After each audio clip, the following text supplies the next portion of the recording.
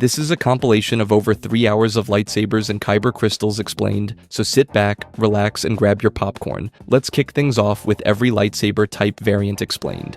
The lightsaber is the most iconic weapon in fiction, and most people think they know everything about it. They don't. There are 15 distinct lightsaber variants across Star Wars canon, and some of them are genuinely insane. So today I'm breaking down every single type, what makes it unique, and why it exists. Starting with the one everybody knows. Standard single-bladed lightsaber. This is the iPhone of lightsabers. Everybody has one, it does everything well, and every other variant on this list exists, because someone looked at this design and said, what if we made it weirder? But before we get to the weird stuff, we need to understand the baseline. The standard single-bladed lightsaber features a hilt measuring roughly 10 to 14 inches with a plasma blade extending 36 to 40 inches from the emitter.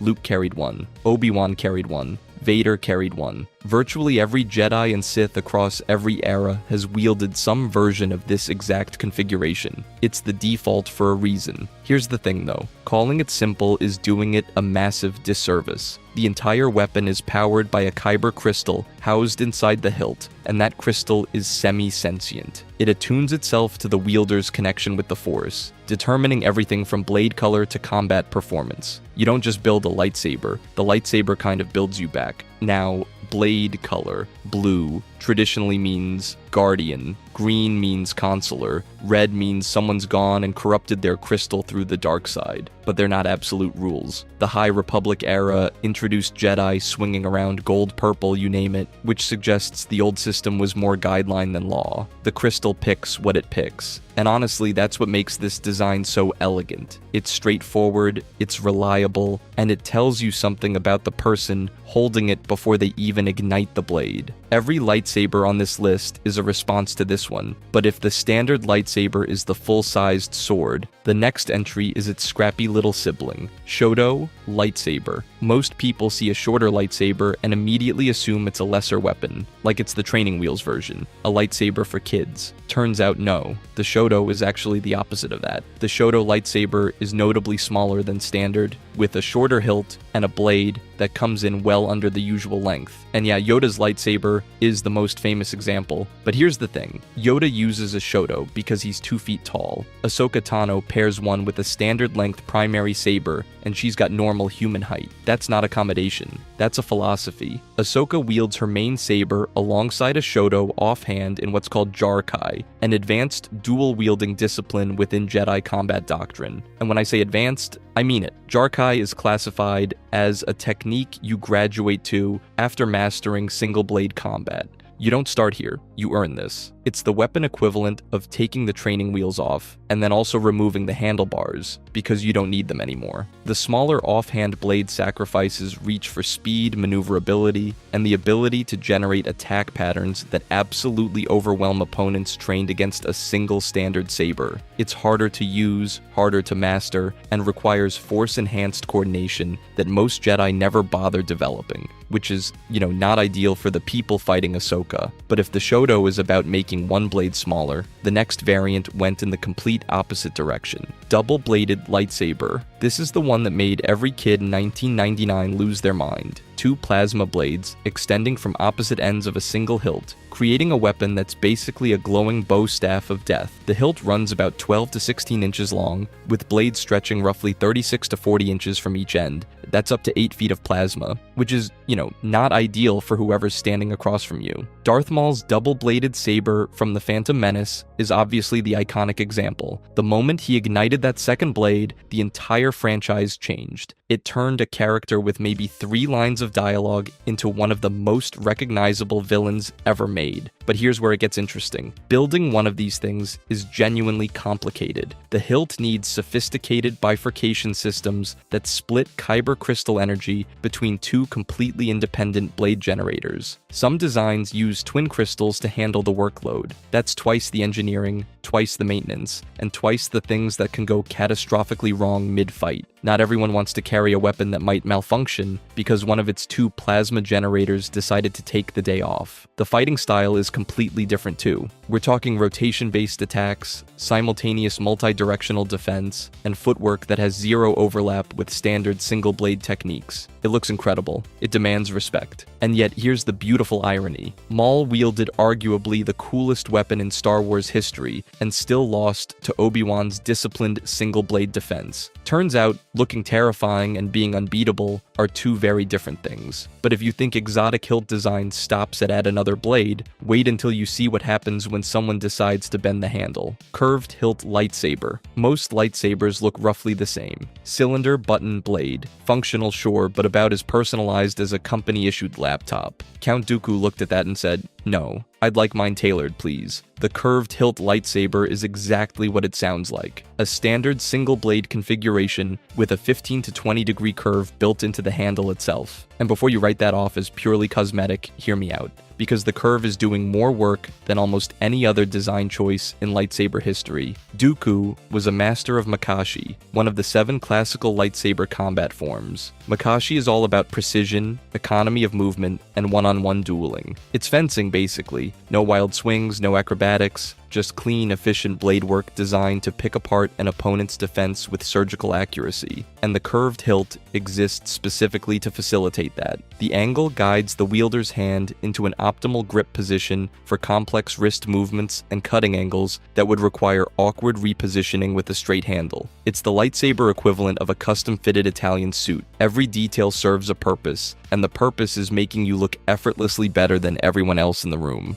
Here's the thing, Dooku didn't just pick a weapon, he built a physical manifestation of his entire combat philosophy. Elegance over brute force, efficiency over spectacle. The man chose a fighting style that prioritized being precise over being powerful, and then he engineered a weapon from the grip up to match. That's commitment. But if you think a slight curve in the handle is an aggressive design choice, wait until you see what Kylo Ren did to his crossguard lightsaber. Kylo Ren could have fixed his lightsaber, he chose not to, and that single decision tells you more about his character than 3 movies worth of dialogue. The crossguard lightsaber features 2 lateral quillons extending about 8 to 12 inches perpendicular from the hilt base, creating short plasma crossblades that give the whole weapon a medieval longsword silhouette. It looks ancient, it looks aggressive, and in Kylo Ren's case, it looks broken, because it literally is. Here's the thing, the Kyber crystal inside Kylo's weapon is cracked. Not damaged in battle, not worn down over time, cracked and deliberately left that way. The fractured crystal produces that characteristic crackling, unstable blade that spits and oscillates like it's barely holding itself together. The crossguard vents aren't even a design choice in the traditional sense. They're pressure release valves. Without them, the cracked crystal would tear the weapon apart from the inside, and Kylo never repaired it. He had the knowledge, the resources, and the ability to replace or heal that crystal. He refused. The lightsaber is literally broken the same way he is, torn between light and dark, unstable, dangerous, and functioning through sheer force of will rather than any kind of harmony. That's not lazy prop design. That's character psychology expressed through a weapon. Now, when this thing first showed up in the 2015 trailer, the internet had opinions, strong ones. People called it impractical, goofy, over-designed. But the High Republic Initiative later established that crossguard lightsabers existed among ancient Jedi thousands of years before Kylo was born, retroactively validating the design as historical rather than some random invention. Fan reception has quietly shifted from mockery to genuine appreciation, which, funnily enough, mirrors Kylo's own arc pretty well. But if you thought the crossguard was a niche design, wait until you see what happens when you shrink it down. Guard Shoto. Here's the thing about lightsaber design.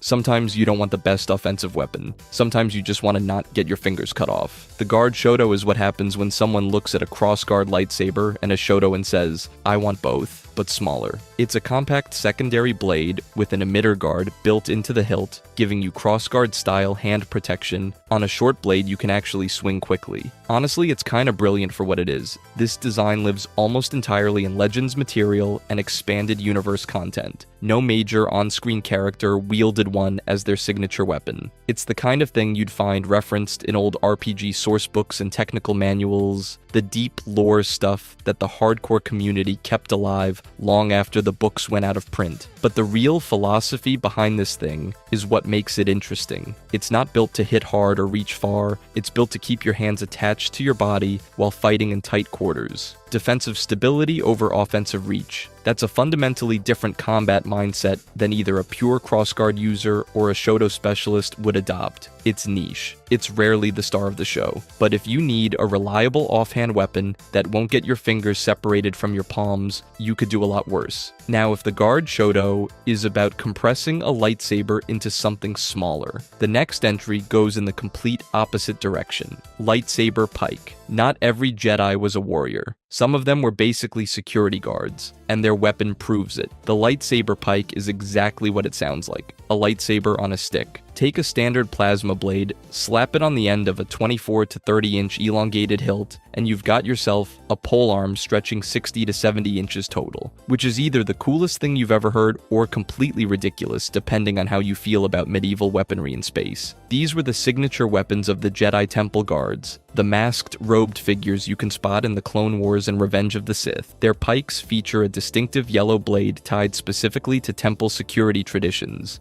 Not blue, not green, yellow. Because apparently even the Jedi had a dress code for their bouncers. Here's the thing though, the pike isn't just a visual gimmick. These guards weren't frontline fighters. They weren't leading clone battalions or hunting Sith lords. Their entire job was standing at a door and making sure nobody got through it. Perimeter defense, archive protection. The pike's extended reach was designed for exactly that. Maintaining distance, holding a line, not chasing anyone down. Most people think of the Jedi as one homogeneous group of lightsaber swinging monks, but the Temple Guards proved the Order had specialized roles with completely different tactical mandates and weapons built from the ground up to match, which is, way more interesting than anyone gives it credit for. But if the pike represents the Jedi's institutional complexity, the next weapon represents the Empire's answer to it, and it's significantly more unhinged, Inquisitor lightsaber. Most lightsabers are extensions of the person holding them. The Inquisitor lightsaber is a machine that does the work for you. Here's the setup. You've got dual plasma blades extending from opposite sides of a rotating central hilt, and that hilt has a motorized mechanism built into it that spins the blades independently of whatever your hands are doing. You don't rotate the weapon rotates itself. At full extension, with the spin activated, you're looking at roughly 50 to 56 inches of whirling plasma death, which is, a lot of whirling plasma death. The Grand Inquisitor's weapon from Rebels is the most iconic version of this thing, and the design carried straight over into the live-action Inquisitors in Obi-Wan Kenobi. It looks absolutely terrifying. A helicopter of red plasma screaming toward you at high speed. Nobody's watching that and thinking I can take him. But here's the thing. The entire design philosophy is a shortcut. Jedi lightsabers demand conscious, force-guided control. Every movement is deliberate. Every strike is an extension of the wielder's connection to the Force. The Inquisitor lightsaber just says, nah, let the motor handle it. It's the cheat code lightsaber. Press a button, blades go spin, look intimidating. The engineering is genuinely impressive, requiring precise power regulation and some of the most complex mechanical systems ever crammed into a lightsaber hilt. But philosophically, it's hollow. It replaces mastery with machinery, and that contrast is entirely the point. The Inquisitors aren't holistic Force practitioners. They're mechanically enhanced enforcers running on borrowed power and borrowed weapons. Impressive? Absolutely. Intimidating, without question. A substitute for genuine skill every single time. But if you think a spinning lightsaber is a strange departure from tradition, wait until you see the one weapon that broke every rule the Jedi ever established about what a lightsaber should be. Darksaber, every other lightsaber on this list, is a type, a category. The Darksaber isn't that. There is exactly one, there has only ever been one, and it might be the single most important weapon in Star Wars that isn't named Skywalker. Here's the thing. The Darksaber was built by the first Mandalorian Jedi, a warrior named Tara Vizsla, who somehow managed to bridge two cultures that have spent most of their history trying to kill each other. He took Jedi lightsaber technology, fused it with Mandalorian martial traditions, and created something that looked like nothing the galaxy had ever seen. A flat, black plasma blade edged in white, not a cylinder of light, a blade that looks like it was forged in a blacksmith's shop and then set on fire by the Force. And that black coloration. It breaks every rule we know about Kyber crystals. Blues, greens, reds, yellows, purples, whites, sure. Black doesn't appear anywhere in the known crystal color spectrum. Whatever Tara Vizsla did to that crystal, nobody has been able to replicate it since. But the Darksaber isn't famous because it looks cool. It's famous because owning it makes you the ruler of Mandalore. Not metaphorically, literally. It's a lightsaber, a crown, and a cultural artifact all rolled into one. And you can't just pick it up off the ground, you have to win it in combat. That detail has driven entire storylines across the Clone Wars, The Mandalorian, and Ahsoka. Then there's the weight problem. Multiple characters have commented that the Darksaber feels heavier than a normal lightsaber. Din Djarin could barely use it effectively, and this is a guy who fights for a living. The weapon literally resists wielders it considers unworthy, which is a level of personality no other lightsaber has ever demonstrated. So a Jedi broke every convention his order held sacred, built something completely unprecedented, and accidentally created the most politically powerful object in Mandalorian history. Sometimes one guy just changes everything. But if the Darksaber represents the most unique lightsaber ever built, wait until you hear about the most primitive, because lightsabers weren't always elegant weapons from a more civilized age. Protosaber. Here's the thing about the Protosaber. It was objectively worse than every other lightsaber on this list. Bigger hilt, clunkier design, more mechanically complex for no good reason, and a blade stabilization system that basically amounted to, we're figuring this out as we go. These were the beta test lightsabers, the version you'd refund on Steam. Originating thousands of years before the films, Protosabers represent the earliest attempts at lightsaber construction. Ancient Force users during eras like the 100-Year Darkness were working with the technological equivalent of duct tape and optimism, building massive hilts with external power packs connected by cables because nobody had figured out how to internalize the power source yet. Every elegant weapon you've seen in the films. It took millennia of iteration, and presumably a lot of singed eyebrows to get there. But here's where it gets humbling. The Force users swinging these glorified glow sticks around, they were potentially more powerful than the Jedi we know and love. Their Force mastery was comparable to, and in some cases exceeded, the polished knights of the prequel era. They didn't need a perfect weapon. They just needed the Force and something vaguely sharp. And that's the real lesson of the Protosaber. It's proof that the tech doesn't matter nearly as much as the person holding it. Hand a modern lightsaber to a nobody, and they'd lose a hand. Hand a Protosaber to an ancient Jedi master, and they'd carve through anything in their path. But if you think a clunky hilt is a weird design choice, wait until you see what happens when someone decided a lightsaber should be flexible. Light whip. Every lightsaber variant we've covered so far shares one fundamental assumption. The blade is rigid. The light whip throws that assumption in the garbage. Instead of a single solid plasma blade, the light whip produces multiple flexible strands of plasma energy that can flex, extend, retract, and wrap around opponents like, well, a whip. Which is genuinely insane when you think about what that requires mechanically. Here's the thing. A standard lightsaber channels power through a single plasma generator, one crystal, one blade, one containment field keeping everything stable. The light whip has to distribute energy across multiple plasma generators simultaneously, maintaining coherence in every single strand, while those strands are actively whipping around at combat speed. Keeping plasma stable in a rigid column is already sophisticated engineering. Keeping it stable in a structure that's bending and flexing in real time requires dynamic field modulation that is exponentially harder than anything a conventional lightsaber demands. And then there's the combat problem. Every lightsaber form, every technique, every muscle memory pattern a Jedi or Sith develops over years of training is built around a rigid blade. Fixed length, predictable arc, consistent contact point. The light whip has virtually zero overlap with any of that. You're essentially learning an entirely different weapon from scratch. Different body mechanics, different striking philosophy, different everything. It's the mad scientist lightsaber, built by someone who looked at thousands of years of refined lightsaber engineering and said no thanks, I want chaos. Which honestly might explain why almost nobody uses one. But if you thought the light whip was a strange departure from convention, wait until you see what happens when lightsaber design meets aristocratic vanity. Light foil.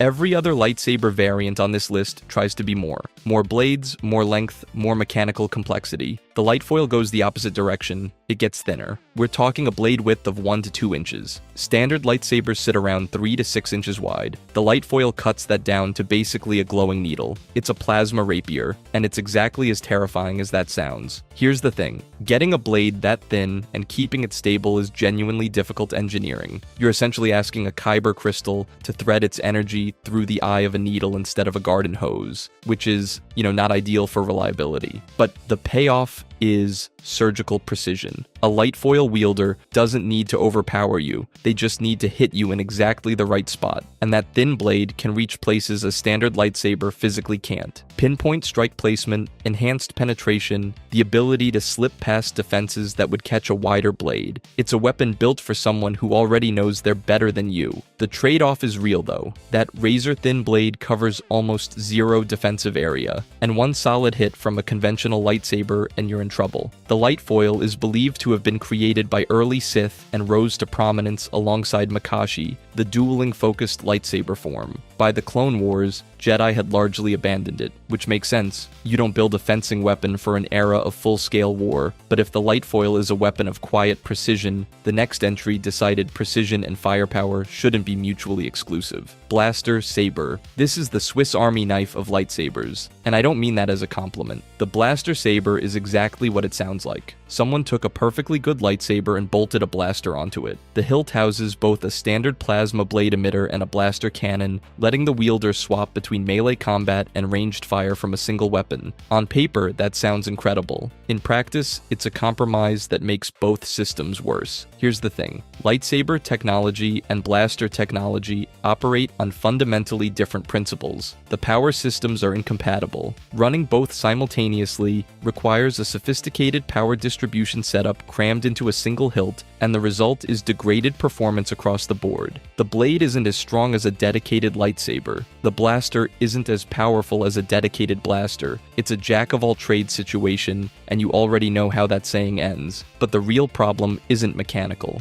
It's philosophical. The entire Jedi tradition revolves around mastery of the Force. A lightsaber is an extension of that mastery. You deflect blaster bolts because you trust the Force to guide your movements. You close distance on armed opponents because the Force is your shield. Strapping a blaster to your lightsaber is basically saying, yeah, I don't trust the Force to handle the ranged stuff. Which is, not ideal. It's the weapon of someone hedging their bets. Practical? Maybe, but it carries the energy of bringing a cheat sheet to a test you were supposed to study for. But if you think a blaster modification is pushing lightsaber design to its limits, wait until you see what happens when someone just decides to make the whole thing bigger. Great lightsaber. If the light foil is a scalpel, the great lightsaber is a sledgehammer someone strapped a plasma blade to. This thing measures 96 to 108 inches in total length, with blade width and power output scaled up to match. It is the inverse of the Shoto philosophy, where the Shoto says less is more, the great lightsaber says more is more, and also, I'd like even more than that. The design philosophy is beautifully simple. Overwhelm your opponent with sheer reach and raw striking force. Create a defensive perimeter so wide that getting inside it feels like trying to walk through a helicopter blade. Every swing carries enough momentum to make blocking it a genuinely unpleasant experience. But here's the thing. All that power comes at a steep cost. A weapon this size turns like a cargo ship. Faster opponents can exploit the gaps between swings, and there are a lot of gaps. You're betting everything on the idea that your opponent can't close the distance before you bring that massive blade back around. If they can, you're in trouble. That's why the great lightsaber is almost exclusively associated with practitioners who have exceptional physical strength or who fight using aggressive, force-heavy styles. You don't pick this weapon because you want options. You pick it because you want your opponent to know exactly what's coming and still not be able to stop it. But if you think an oversized lightsaber is pushing the limits of lightsaber engineering, wait until you see what happens when someone puts a hinge on a double-bladed one. Hinged, double-bladed. This is the final boss of lightsaber engineering, and it's exactly as insane as it sounds. Take two complete lightsaber units, Now connect them with a sophisticated hinge mechanism that lets both units rotate independently while staying physically attached. What you get is a weapon that can transform mid-fight between a dual lightsaber configuration, a connected staff mode, and basically every angle in between. It's the most versatile lightsaber variant in existence, and it's not particularly close. But here's the thing. Versatility like that comes with a price tag measured in engineering nightmares. Every other lightsaber on this list channels power through rigid static components. The hinged double-bladed has to maintain plasma coherence through moving articulated joints. Flexible power distribution systems keeping energy flowing while the entire weapon rotates and reconfigures around a mechanical pivot point. One containment failure at that joint and you're holding two very expensive paperweights. Or worse, the mechanical complexity here dramatically exceeds every other variant we've covered. Every single one. Building this thing requires access to advanced manufacturing that most Force users will never see. Plus, the willingness to dedicate yourself to mastering a weapon with multiple configuration states and multiple potential failure points. It's the rarest lightsaber design in canon for a reason. Most people look at the engineering requirements and go, yeah, I'll just carry two separate lightsabers, thanks. And honestly, that's a reasonable response. But the hinged double-bladed exists because someone in the Star Wars universe looked at every lightsaber variant available, every spinning disc and flexible whip and oversized greatsword, and said not complicated enough. It represents the absolute outer boundary of lightsaber design complexity, a weapon that literally shapeshifts during combat because one blade configuration simply wasn't enough options, and that's the beautiful thing about lightsabers. As long as Star Wars exists, somebody will always find a way to make them weirder. Every lightsaber in Star Wars history is built on the same foundation, and most people think it's boring. A metal tube, a crystal, a blade, but that boring default hilt is quietly one of the most sophisticated weapons ever designed. So today we're breaking down every single lightsaber design ever created and what makes each one unique, starting with the one everyone overlooks. Standard hilt. The standard hilt is the lightsaber equivalent of a perfectly tuned piano. Everyone wants to play the electric guitar, but the masters always come back to the keys. This is the baseline. A cylindrical hilt between 24 and 28 centimeters long, single emitter crystal, conventional guard to keep your fingers from becoming a cautionary tale.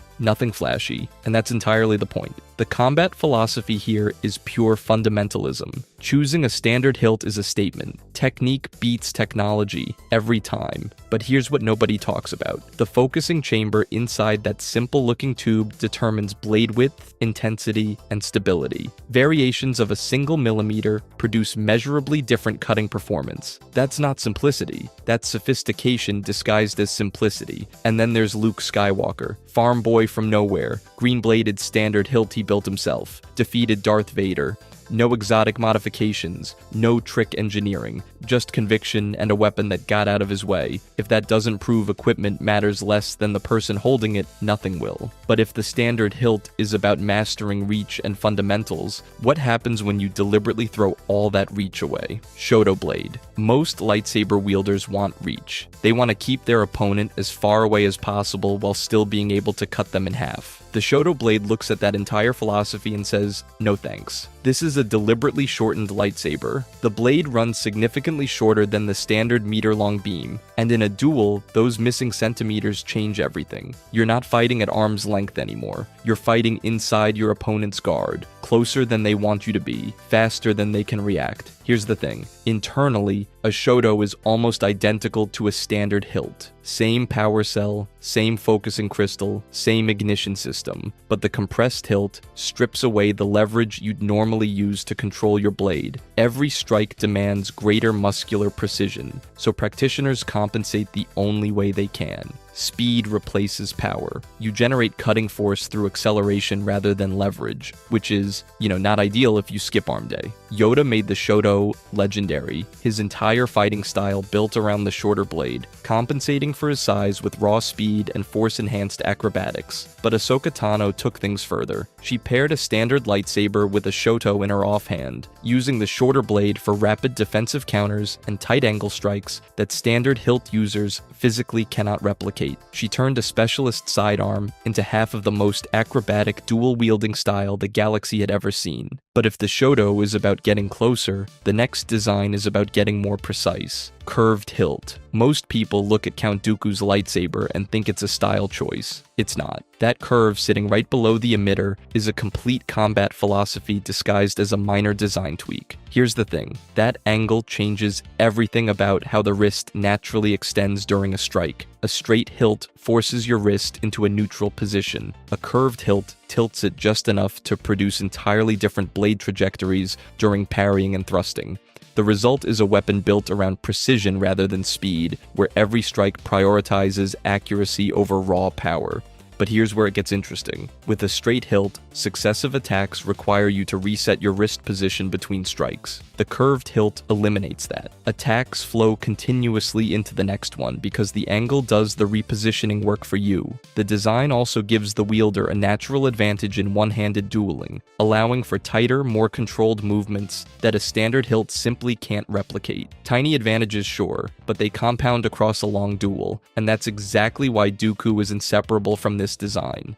His entire technique was elegant, economical, built on subtle wrist articulation that only a curved hilt enables. When he dismantled Anakin in Episode 2, that wasn't raw force power. That was technical superiority, pure and simple. The weapon told you everything about who Dooku was before he ever swung it. Disciplined, refined, quietly dangerous. But if the curved hilt is the thinking person's lightsaber, the next design is the bodyguard's. Guard, Shoto, Tonfa. Most lightsabers, no matter how exotic they get, all share one thing in common. You grip them like a sword. The Guard Shoto throws that entire concept out the window. This is a lightsaber you hold sideways, like a nightstick. Your hand grips perpendicular to the blade, with the hilt extending across your forearm while the blade projects straight up. It's basically a tonfa made of plasma, which is, not ideal for your enemies. The design turns the weapon into something that can strike and block simultaneously, because the hilt itself becomes a shield for your hand and forearm. But here's where it gets interesting. The Guard Shoto is primarily a Legends concept, showing up in role-playing sourcebooks and video games like Jedi Academy, where players could actually equip the Tonfa-style grip in combat. The short blade combined with the perpendicular hold made it a specialist's weapon, built for close-quarters defense rather than sweeping strikes. Jedi who favored tight defensive forms gravitated toward this configuration, particularly in situations where a full-length saber becomes more liability than weapon. But here's the thing, even within Legends material, concrete lore on the Guard Shoto remains genuinely thin. Limited appearances, minimal explanation of its combat advantages, nobody really breaks down why it works beyond it's good for defense, which is kind of fascinating, because it clearly functions in every source it appears in, but the lore barely bothers to explain it. But if you think a sideways lightsaber is a strange way to extend your reach, wait until you see what happens when you strap one to the end of a 6-foot pole. Lightsaber pike. This is a lightsaber designed for someone who never wants to let you get close. The pike stretches between 150 and 180 centimeters in total length, with a hilt running 40 to 50 centimeters, and a blade extending another 100 to 130 centimeters beyond that. That effectively doubles your standard combat range, which is, not ideal for whoever's standing on the other end. The entire combat philosophy here flips standard lightsaber priorities on their head. Instead of speed, aggression, or close quarters maneuverability, pike wielders care about one thing: distance management, keeping you at the exact range where they can hit you and you can't hit them. Every movement is about spacing, positioning, and making sure nobody gets inside that reach advantage. Here's the thing though, projecting a blade that long isn't simple. The relationship between blade length and energy consumption isn't linear. Doubling the blade length increases consumption exponentially. Some pike designs compensate by running dual crystal configurations where multiple Kyber crystals work in coordinated harmony to distribute the focusing load across that extended projection distance. What's interesting about the pike is that no singular legendary user owns this weapon. There's no Dooku, no Ahsoka, no Maul. The pike shows up consistently across Jedi Temple records and Sith archives alike, suggesting both a weapon of individuals, it's a weapon of institutions. Entire traditions built around keeping the enemy at arm's length, literally. But if you think a long stick is the lightsaber variant, wait until you hear about the one that determines who rules an entire civilization. Darksaber. Most lightsabers are weapons. The Darksaber is a throne. Built with angular Mandalorian metalwork, this thing looks nothing like a Jedi weapon because it isn't one. It was forged by Tara Vizsla, the first Mandalorian ever inducted into the Jedi Order, and it became something no other lightsaber has ever been, a legitimate claim to political power. You don't earn the right to rule Mandalore through elections or bloodlines. You earn it by holding this blade. It's a crown you can kill people with. The black plasma blade, edged with a white ionization corona, isn't just cosmetic. The coloration comes from exceptional plasma density and a specialized crystal configuration that concentrates energy into tighter spatial boundaries than any conventional focusing system. The result is a blade that looks like it's cutting a hole in reality itself. But here's where it gets genuinely strange. Wielders consistently report that the Darksaber feels heavier than a standard lightsaber, not metaphorically, physically heavier. The weapon literally fights back against you based on your emotional state. If you're conflicted, uncertain, unworthy, the blade resists. It drags. The psychological weight of centuries of Mandalorian history apparently translates into actual physical sensation, which is, not ideal when you're trying to swing it at someone's head. Pre-Vizsla proved the weapon could compete with Force users. Bo-Katan Kryze and Moff Gideon wielded it after him, cementing the Darksaber as the single most important non-Force user lightsaber in Star Wars. A weapon that judges you and gets heavier when you fail the vibe check. But if you think one blade is intimidating, wait until you see what happens when someone decides they need two of them on the same hilt. Double-bladed saber staff. Take everything you know about lightsaber combat and throw it out. The saber staff doesn't care about your fundamentals. It demands you relearn how to fight from scratch. This weapon projects plasma blades from both ends of an elongated hilt, creating continuous 360-degree offensive and defensive coverage through rotational movement. But here's the thing. You can't just pick this up and start swinging. The entire combat philosophy requires integrating spinning motion into your natural movement patterns. Rotation isn't an occasional trick. It is the technique. Your body mechanics, your footwork, your spatial awareness, all rebuilt from zero. Internally, this thing is basically two lightsabers fused end to end. Each blade requires its own Kyber crystal, and the hilt has to channel enough power to sustain both simultaneously. The engineering challenge is keeping two plasma blades stable through a single connected housing while the wielder whips the whole thing through complex rotational sequences. One wrong calibration, and you're swinging a very expensive glow stick that's about to ruin your day. Building one was considered so mechanically demanding that most Force users throughout history just didn't bother, which is,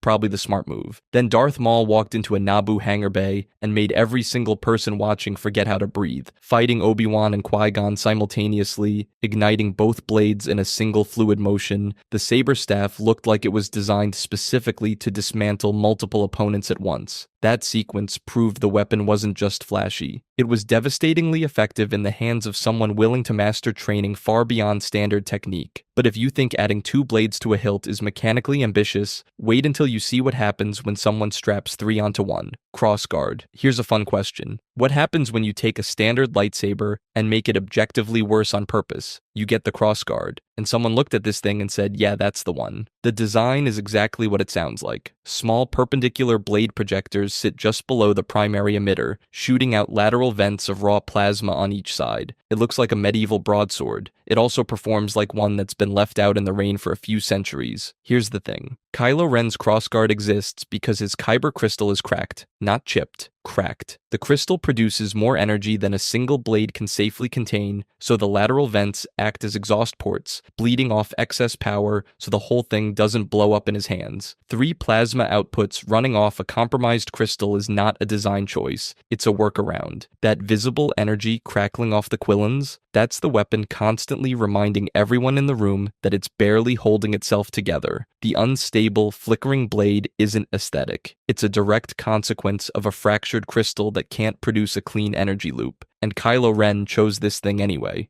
He could have found a new crystal, he could have built a clean saber. He didn't. The instability matched him. A weapon that looked volatile, sounded dangerous, and felt unpredictable, because that's exactly what he was. The crossguard wasn't a design philosophy. It was damage control that happened to double as a statement. Technical disadvantage doesn't matter much when your opponent is too busy processing the fact that your lightsaber looks like it's about to detonate. Psychological warfare with a handle, but if you think modifying blade length mid-combat sounds complicated, wait until you hear about the lightsaber that does exactly that, on the fly. Dual phase. Picture this. You're locked in a duel, you've measured your opponent's reach, you know exactly how far their blade extends, and you've built your entire defensive strategy around that distance. Then mid-swing, their blade doubles in length, and suddenly it's inside your guard. That's the dual phase lightsaber. The combat equivalent of a sucker punch, except the sucker punch is made of plasma. The core idea is deceptively simple. A dual phase saber maintains a primary blade length between 50 and 60 centimeters. Standard stuff, nothing suspicious. But internal mechanical actuators, triggered by specific hand movements, shift the focusing chamber's energy projection geometry to extend the blade out to 90 or even 120 centimeters. No deactivation required, no pause. Just a blade that suddenly isn't where your opponent expected it to end. Here's where it gets complicated. Early dual-phase prototypes had a nasty habit of getting stuck halfway through extension. The blade would freeze at some intermediate length, destabilizing the plasma coherence entirely. Milliseconds of delay in a lightsaber duel aren't an inconvenience. They're a death sentence. Modern design solved this with redundant fail-safe systems that enforce a binary state.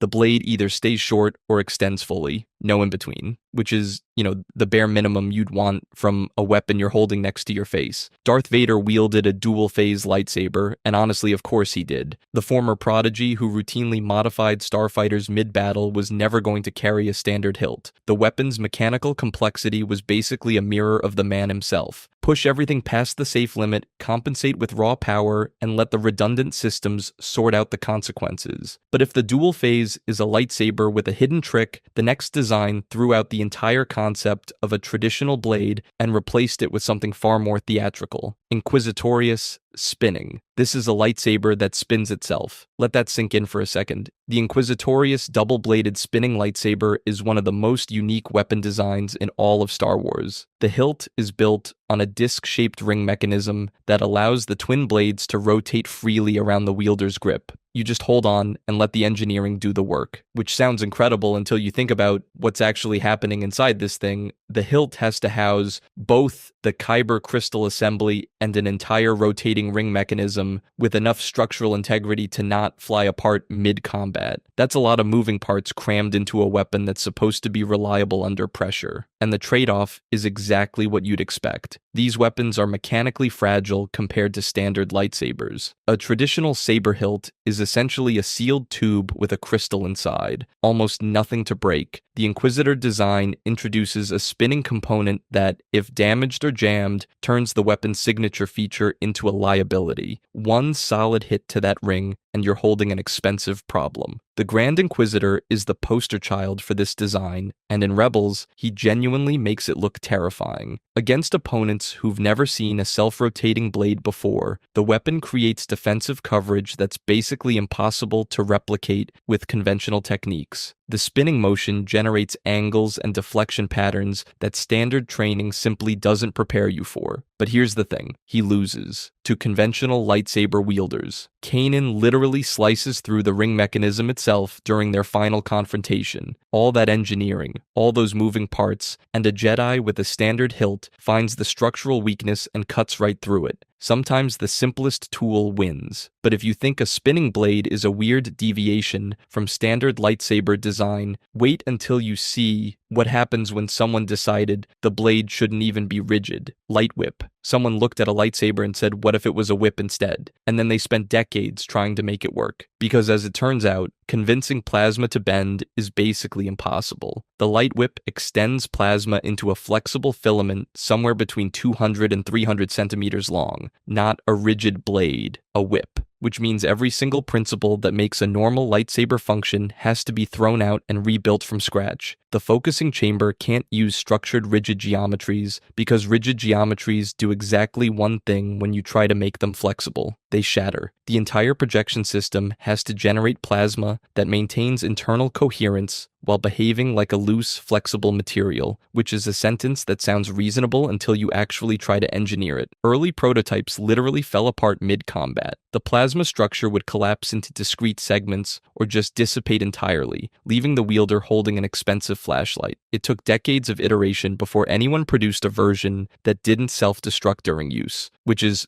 not ideal for a weapon. Even functional light whips consume an estimated 3 to 4 times the power of a standard lightsaber over equivalent time periods. Maintaining 300 centimeters of coherent plasma whip is exponentially more demanding than projecting a simple blade. The combat philosophy shifts entirely too. Forget parrying and precise strikes. Light whip practitioners use reach, grappling, and manipulation angles where conventional weapons physically cannot respond. Lumia wielded one against Luke Skywalker himself, which gave the design immediate credibility as a serious threat. Her combat encounters proved the weapon wasn't just a novelty, it was a legitimate tactical nightmare for anyone expecting a normal fight, and even Luke struggled to counter its unpredictable movements. But if you think wait until someone decides to make a lightsaber the size of a greatsword. Great lightsaber. If every other lightsaber on this list is a scalpel, the great lightsaber is a sledgehammer that's also on fire. This is the biggest, most absurd configuration ever constructed. A hilt stretching 30 to 40 centimeters with full two-handed gripping, projecting a blade between 120 and 150 centimeters long. You're not one-handing this thing, you are committing both hands, your entire body, and probably your dignity to swinging this monster around. The combat philosophy here is simple. You don't outmaneuver anyone. You just make sure nothing within a 10-foot radius of you continues to exist. The extended striking radius and raw momentum create dominant territorial control, which sounds impressive until you realize every other fighter can just,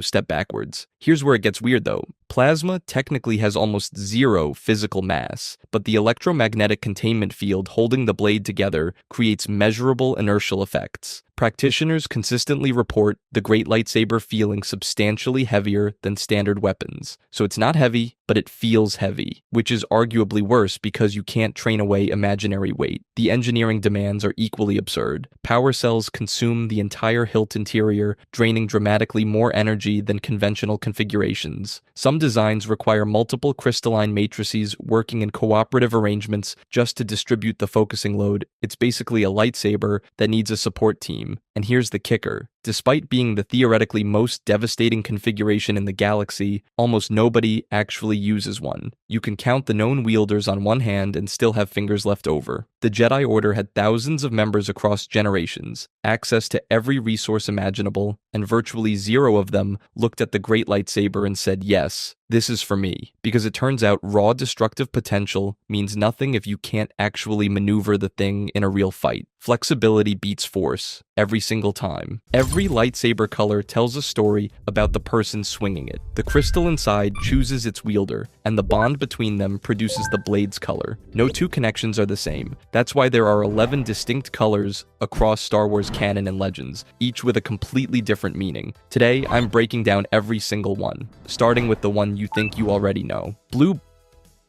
is the most boring lightsaber color. There, I said it. Everyone knows it, nobody thinks about it, and it gets completely overshadowed by flashier options like purple or the darksaber. But here's the thing. Blue has more history than every other color combined, and most fans couldn't tell you a single interesting fact about it. Let me fix that. Blue debuted on May 25th, 1977 in A New Hope. That makes it the color that literally defined what a lightsaber looks like in the public imagination. Before blue, lightsabers didn't exist. After blue, they became the most iconic weapon in fiction. And that original blade, it wasn't CGI, it wasn't even a practical effect in the way you'd think. Artists hand-drew the glow frame by frame using a technique called rotoscoping. Every flicker, every hum of light on that blade was animated by hand, a technical workaround that accidentally became one of the most recognizable visuals in movie history. In-universe, blue represents the Jedi Guardian. These are the fighters. the ones who prioritize combat skill and physical mastery over diplomacy or sitting around debating Force philosophy. Obi-Wan Kenobi and Anakin Skywalker are the flagship users, and that's not a coincidence. Both are defined by action first, reflection second. The crystal itself forms through the natural Jedi attunement process. The Kyber crystal chooses its user, the bond forms, and the color emerges. No corruption, no ritual, no bleeding. Just pure harmony between a Jedi and the Force. And if you think blue is rare, it's the exact opposite. 538 compiled a dataset of 132 unique lightsabers across canon and legends, and blue dominates as the single most common blade color. It's the default, the baseline, the one every other color is measured against. But if blue is the foundation, the next color only exists because of a production problem nobody saw coming: green.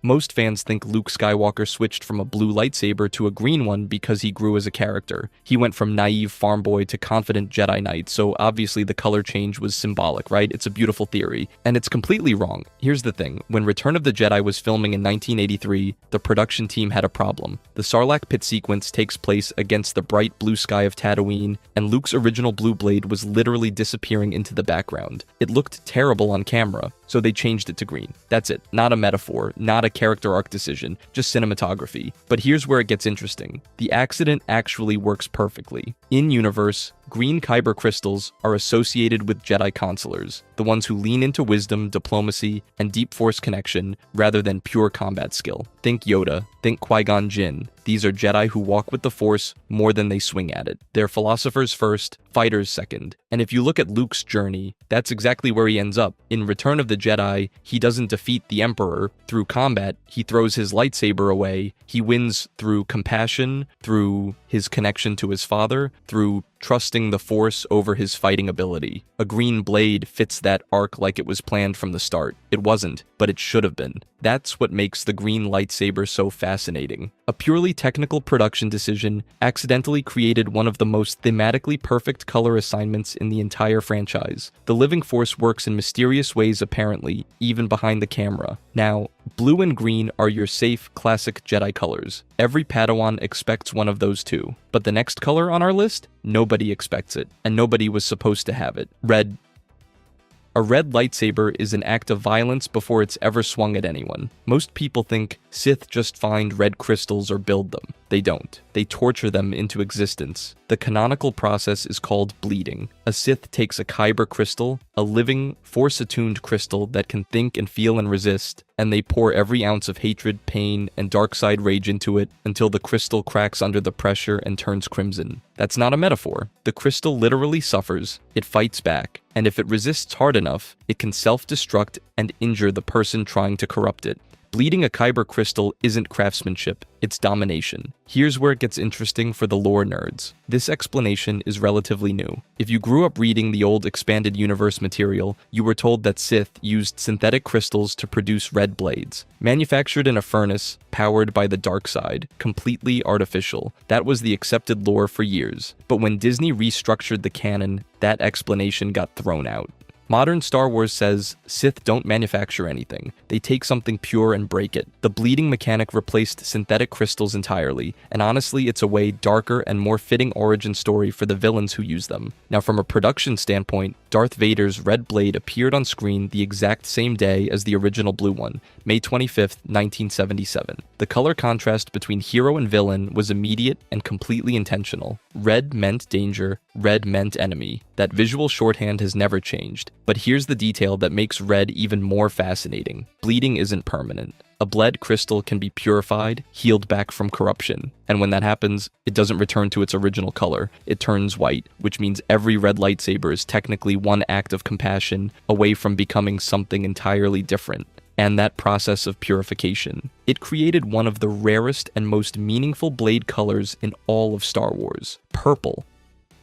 One of the most iconic lightsaber colors in the entire franchise exists because Samuel L. Jackson wanted to find himself in a crowd. That's it. That's the origin story. No ancient Jedi prophecy, no deep Force lore. An actor watched the massive Battle of Geonosis sequence being filmed for Attack of the Clones back in 2002 and realized he'd never be able to spot himself among hundreds of Jedi all swinging blue and green blades. So he went to George Lucas and asked for a purple one. Lucas said yes. And just like that, one of the rarest lightsabers lightsaber colors in Star Wars history was born from pure vanity. And honestly, it's the most Samuel L. Jackson thing that has ever happened. But the prop team took it even further. Jackson's lightsaber hilt was engraved with the letters BMF, a direct reference to his character's wallet in Pulp Fiction. Jackson himself has confirmed this in interviews. So, yes, Mace Windu, one of the most powerful Jedi to ever sit on the council, was walking around the Jedi Temple carrying a weapon with a Pulp Fiction Easter egg on it. Nobody in universe ever noticed. Probably for the best, but here's where it gets genuinely interesting. Because even though purple started as a behind-the-scenes request, the in-universe explanation they built around it actually makes Mace Windu a far more compelling character. Purple sits between blue and red on the color spectrum, light side and dark side, and that's exactly where Windu operates. He's the only Jedi who mastered Vapad, a lightsaber combat form so dangerous it was essentially forbidden. Vapad works by channeling the opponent's own darkness and aggression back at them. To use it, you have to touch the dark side without falling to it. Every single fight, Windu walks that razor edge between Jedi discipline and Sith fury. The purple blade reflects that. It's not blue because Windu isn't a standard Guardian. It's not red because he hasn't fallen. It's something in between, moral complexity given a color, and the fact that Mace Windu is essentially the only prominent canonical user of a purple lightsaber makes it feel exclusive rather than arbitrary. Purple doesn't belong to a class of Jedi or a philosophy, it belongs to one man. One incredibly specific, incredibly dangerous man who asked the dark side to dance and never let it lead. Not bad for a color that only exists because an actor couldn't find himself on screen.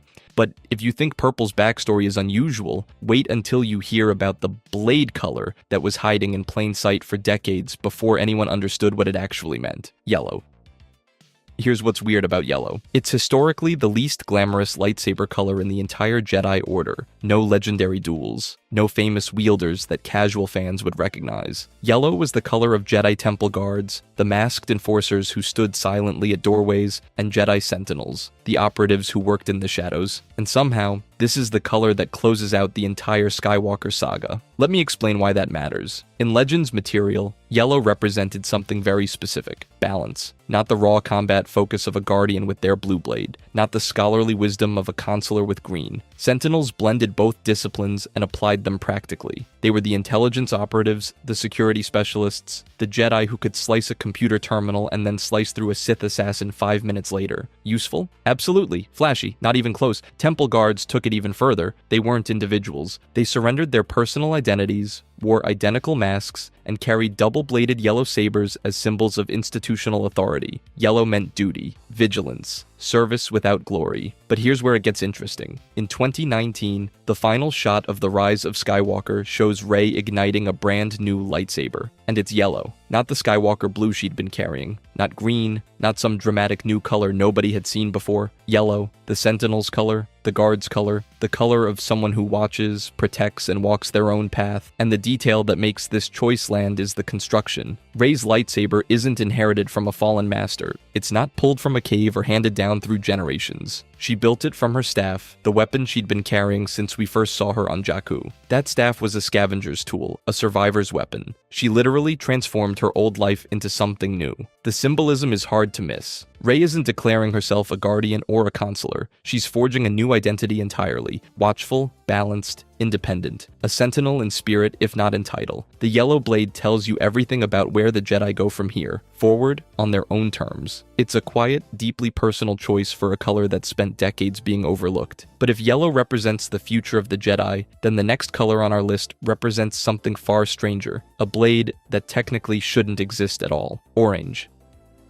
Dave Filoni stood on stage at Star Wars Celebration 2023 and said 5 words that sent the entire fandom into detective mode. Nothing is accidental. He was talking about the orange lightsabers in the Ahsoka series, and that single quote confirmed what fans had been speculating about for months. The orange blade isn't just a cool color, it's a message. Baylan Skoll and Shin Hati both wield orange, or more precisely reddish-orange blades in the Ahsoka series. And the moment those sabers ignited on screen, people noticed. Because orange isn't red. It's not yellow. It sits in this uncomfortable visual space right between the two. And that's exactly the point. Here's where it gets interesting. Red represents the dark side. Yellow has historically been tied to Jedi Sentinels and Temple Guards, characters defined by balance and vigilance. Orange lives in the gap between those two extremes, which makes it the perfect blade for characters who refuse to fit into neat categories. Baylan Skoll isn't a Sith. He's a former Jedi who walked away from the Order, carrying its teachings but rejecting its structure. Shin Hati is his apprentice, trained outside the system entirely. Neither of them are what they first appear to be, and Filoni literally told us that with the color of their weapons. But here's the thing, orange didn't start in live action. Before Ahsoka, the most famous orange blade belonged to Cal Kestis in Star Wars Jedi: Fallen Order. The game launched in 2019, and orange was one of the selectable crystal colors players could choose. It was a fan favorite almost immediately, so when orange showed up in live action 4 years later, it felt like a graduation. A color that millions of players had already bonded with in a game was suddenly being used by a showrunner to tell a very specific story about moral ambiguity, and Filoni wasn't subtle about it. Nothing is accidental isn't a throwaway comment. That's a direct invitation to read into every creative decision he makes. The orange blade doesn't give you answers. It makes you ask questions. Is this character falling toward the dark side? Are they climbing back toward the light? Or are they something else entirely? Something the Jedi and Sith binary was never built to explain. Some Legends material tied orange to ancient Jedi traditions, but honestly, the modern significance of this color comes entirely from Filoni's intentional use. He took a color that most fans only knew from a video game and turned it into one of the most loaded visual symbols in recent Star Wars storytelling. Orange is the lightsaber color that doesn't tell you what someone is. It tells you that you don't know yet, and if you think that level of ambiguity is unsettling, wait until you see what happens when a lightsaber has no color allegiance at all. White. Here's the thing about white lightsabers that makes them unlike every other color on this list. You can't make one from scratch. A white blade can only exist if a red one existed first. Let that sink in, because it's one of the most poetic pieces of lore in the entire Star Wars universe. White lightsabers are created through a process called purification. You take a Kyber crystal that has been bled, forced to turn red through dark side corruption, and you heal it, you cleanse it. You pour compassion into a crystal that only knows pain, and it comes back white. Not blue, not green, not its original color. White, like a scar that became something beautiful. The process mirrors bleeding in reverse with terrifying symmetry. Bleeding requires hatred, domination, forcing your will onto the crystal until it breaks. Purification requires the exact opposite. You have to let go. You have to open yourself completely to the crystal's suffering and meet it with empathy instead of control. Same crystal, same force connection, completely opposite emotional states, producing completely opposite results. The most famous white blade wielder in all of canon is Ahsoka Tano, and her story is exactly why these blades hit so hard. Ahsoka left the Jedi Order, she's not a Jedi anymore, but she's also not a Sith. She exists in the space between, independent of both, loyal to neither institution, and her white blades are the literal visual proof of that independence. She obtained her crystals by taking them from a fallen Inquisitor whose crystals had been bled red, then she purified them. The purification is depicted in Tales of the Jedi, and it's one of the most quietly powerful moments in Star Wars animation. No epic duel, no explosion, just Ahsoka, the crystals, and the Force doing what it does when someone chooses healing over destruction. White is neutrality. White is independence. White is what happens when someone takes the worst thing the dark side can do to a Kyber crystal and answers it with grace instead of vengeance. Every other color on this list can be created through bonding, attunement, or corruption. White is the only one that requires darkness to have come first. It's a color born from trauma and recovery, and that's why it resonates so deeply with fans who love Ahsoka's arc. She didn't just survive leaving the Jedi, she became something entirely new. But if white represents walking away from both orders entirely, there's one weapon that represents something even more ancient and politically dangerous. And it's the only one of its kind ever made: the Darksaber. Every lightsaber on this list is a weapon. This one is a throne. The Darksaber isn't just another color variant. It's a singular artifact. There is only one in the entire galaxy, and whoever holds it has a legitimate claim to rule all of Mandalore. No other lightsaber in Star Wars history carries that kind of political weight. This isn't a blade you swing in a duel and walk away from. This is a blade that starts wars. Let me explain. The Darksaber was created by Tara Vizsla, the first Mandalorian ever inducted into the Jedi Order. That alone makes it historically significant. But here's where it gets complicated. When Tara Vizsla died, the Mandalorians raided the Jedi Temple and stole it back. From that moment on, the Darksaber stopped being a Jedi weapon and became the symbol of Mandalorian leadership. Winning it in combat is how power transfers. Not elections, not bloodlines, combat. You beat the wielder, you take the saber, you rule Mandalore. That's the tradition. And the weapon itself is unlike anything else in Star Wars. It has a flat black blade with a white energy outline. Almost like a negative image of a normal lightsaber, it's shorter than a standard saber, and the sound is completely different. Instead of the classic hum, the Darksaber produces a high-pitched, screeching whine that immediately tells you this thing is ancient and dangerous. But here's the detail that most people miss. The Darksaber doesn't just cut through things, it responds to the wielder's emotional state. The more you resist it, the heavier it becomes. Literally heavier. Din Djarin struggles with it throughout The Mandalorian because he's fighting the blade instead of flowing with it. He's muscling through every swing, and the Darksaber punishes him for it. It's one of the only weapons in Star Wars that actively fights back against its own user. And speaking of The Mandalorian, the Darksaber's live-action debut is one of the most jaw-dropping reveals in recent Star Wars history. Season 1 finale, 2019. Moff Gideon crashes his TIE fighter, everyone thinks he's done, and then he cuts his way out of the wreckage wielding the Darksaber. Nobody saw it coming. The entire fanbase collectively lost its mind because the implications were massive. If Gideon has the Darksaber, that means he took it from someone. Which means there's a chain of combat victories stretching back through Mandalorian history, and a former Imperial officer now sits at the end of it. That's what makes this weapon so terrifying. It's not the blade itself, it's what the blade represents. Every other lightsaber on this list says something about its wielder's connection to the Force. The Darksaber says something about politics, power, and who gets to rule an entire civilization. It's the only lightsaber that functions as a crown. And if you think a weapon that doubles as a political crisis is intense, wait until we get into a set of colors that most fans have never even seen in a movie theater. Cyan. Here's something most people don't think about. Cyan exists because of you. Not you in some abstract philosophical sense. You, the player, sitting at a customization screen, scrolling through lightsaber colors, and deciding that standard blue wasn't cutting it anymore. Cyan is that bright, electric blue-green that sits right between blue and teal. Visually, it's immediately distinct from a standard blue blade. Brighter, more electric, almost neon. And if you've ever seen it in action, you know it pops off the screen in a way that regular blue simply doesn't. But here's the thing. Cyan didn't come from a movie. It didn't come from a TV show. It came from video games. Cal Kestis in Star Wars Jedi. Fallen Order is probably the most recognized Cyan wielder in modern canon. Before him, Mitra Surik rocked a Cyan blade in Knights of the Old Republic 2 back in Legends. Both characters share something important in common.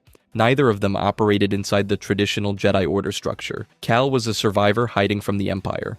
Mitra was an exile cut off from the Force itself. These aren't characters who fit neatly into the Guardian or console boxes that blue and green represent. They're individuals forging their own path, and their blade color reflects exactly that. And that's not an accident. In universe, Cyan doesn't carry a rigid classification. There's no Cyan means you're a diplomat who also punches people rule. It's personal. The color reflects an individual attunement to the Force rather than an institutional role, which makes perfect sense when you consider where it came from. Video games are inherently about personal choice. You pick your appearance, your fighting style, your moral alignment. So when games like Fallen Order and KOTOR 2 started offering colors beyond the classic blue-green-red trio, they weren't just adding cosmetic options, they were fundamentally shifting how Star Wars storytelling works. The game-era palette, Cyan included alongside indigo and magenta, represents a move away from institutional meaning and toward personal meaning. The Jedi Order says blue means guardian. The Force itself says Cyan means whatever your connection to it actually is. That's a massive philosophical shift hiding inside a color selection menu. And here's why that matters beyond just games. These colors started bleeding into broader canon. Once millions of players built an emotional connection to their cyan-bladed Cal Kestis, that color stopped being just a game thing. It became part of the visual language of Star Wars. Cyan now carries weight because players gave it weight. Every time someone chose it over standard blue, they were saying, I want something that feels like mine. For casual viewers who might not know any of this lore, Cyan still works on a purely visual level. It's brighter and more electric than blue, and the human eye picks up on that difference instantly. You see a cayenne blade and your brain registers that's not the same. It feels newer. It feels different, which is exactly what it is. But if cayenne represents the personal side of the Force, the next color takes that individuality even deeper into territory most fans have never even heard of: indigo. What color would a Jedi in Crisis carry? Not a Jedi who's fallen, not a Jedi who's turned, a Jedi who's still figuring it out. That's indigo. Indigo sits in a visual space most people overlook. It's deeper than blue, cooler than purple, and darker than both. On screen, it reads like a bruised version of a standard blue blade, heavier, more troubled. And that visual weight isn't an accident, because indigo represents something the classic lightsaber colors don't really touch: unresolved internal conflict. Here's the thing. Blue signals clarity. A blue blade says, I know who I am, I know what I'm fighting for, and I'm ready. Purple signals moral complexity, but worn with confidence. Mace Windu didn't struggle with his proximity to the dark side. He mastered it. Purple is the color of someone who's walked the line and come out stronger. Indigo is neither of those things. Indigo is the color of someone still walking that line, still mid-journey, still asking questions they don't have answers to yet. And that's what makes it one of the most emotionally honest lightsaber colors in the entire palette. Like cayenne, indigo is primarily a game-era color. It appears in the Star Wars Jedi series as a selectable blade option, giving players the ability to project a specific emotional identity onto their version of Cal Kestis. Its canonical footprint is smaller than the classic colors. You won't find it in the films or the animated series, but its symbolic resonance is arguably richer than colors with 10 times the screen time. Players gravitate toward it for a very specific reason. If you pick blue, you're playing the hero. If you pick red, you're playing the villain. If you pick indigo, you're playing someone who doesn't know what they are yet. That's a far more interesting character state than certainty in either direction. The visual darkness matters here too. Standard blue is bright, optimistic, clean. Indigo absorbs light, it feels heavier on screen, more burdened. Players who choose it aren't looking for a heroic glow. They want their character to feel conflicted, and the color delivers that without a single line of dialogue. This is part of a larger trend worth paying attention to. As the Star Wars universe expands, the color palette expands with it. The original trilogy gave us 3 colors. The prequels added 1. Now, through games and expanded media, we're filling in the emotional gaps between established archetypes. And indigo fills the space between blue and purple, that narrow band where conviction starts to blur into doubt. It's not a color for Jedi Masters or Sith Lords, it's a color for characters in the middle of their story. And that's exactly why it resonates. But if indigo is the color of doubt, the last color on our list takes things in the complete opposite direction: magenta.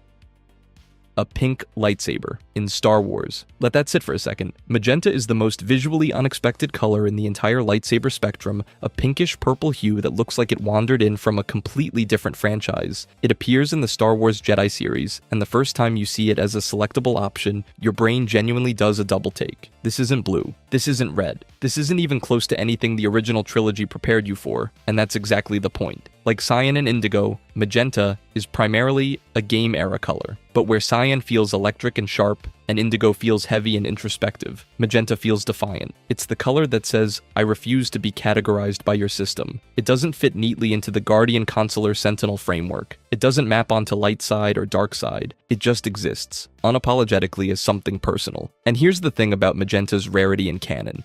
It makes the color feel genuinely yours. This isn't a blade you inherit from a master. It's not a color tied to an institution or a rank. When a Kyber crystal bonds with someone and produces magenta, it's reflecting something very specific about who that person is, something the Force itself recognizes as distinct. But zoom out from magenta for a second, because taken together, cyan, indigo, and magenta represent something bigger. They're the game generation's contribution to Star Wars lore, a palette of personal identity that sits alongside the institutional colors of the Jedi and Sith. The Force doesn't just produce Guardians and Consulars anymore, it produces individuals. And that brings us to the full picture: 11 colors. Think about how far this system has come. The original trilogy gave us 2 colors, blue and red, a clean moral binary, good versus evil. Then the prequels expanded it with green for wisdom and yellow for sentinels. Samuel L. Jackson kicked the door open with purple. The animated series introduced white through purification and brought the ancient political weight of the darksaber into play. Orange crept in through games and then walked into live action with deliberate intent. and now cyan, indigo, and magenta have stretched the palette even further, proving that the Force is as varied as the people who wield it. Every single one of these colors tells you something. Blue says I protect. Green says I understand. Red says I dominate. Purple says I walk the line. Yellow says I watch. White says I healed. The Darksaber says I lead. Orange says I'm not what you expect. And the game era colors say I'm me. That's the real story of lightsaber colors, not just a visual gimmick or a toy marketing decision. It's a system that grew from a simple binary into a full spectrum of identity. And every time a new color appears, it's Star Wars saying the same thing it's always said at its best. The Force belongs to everyone.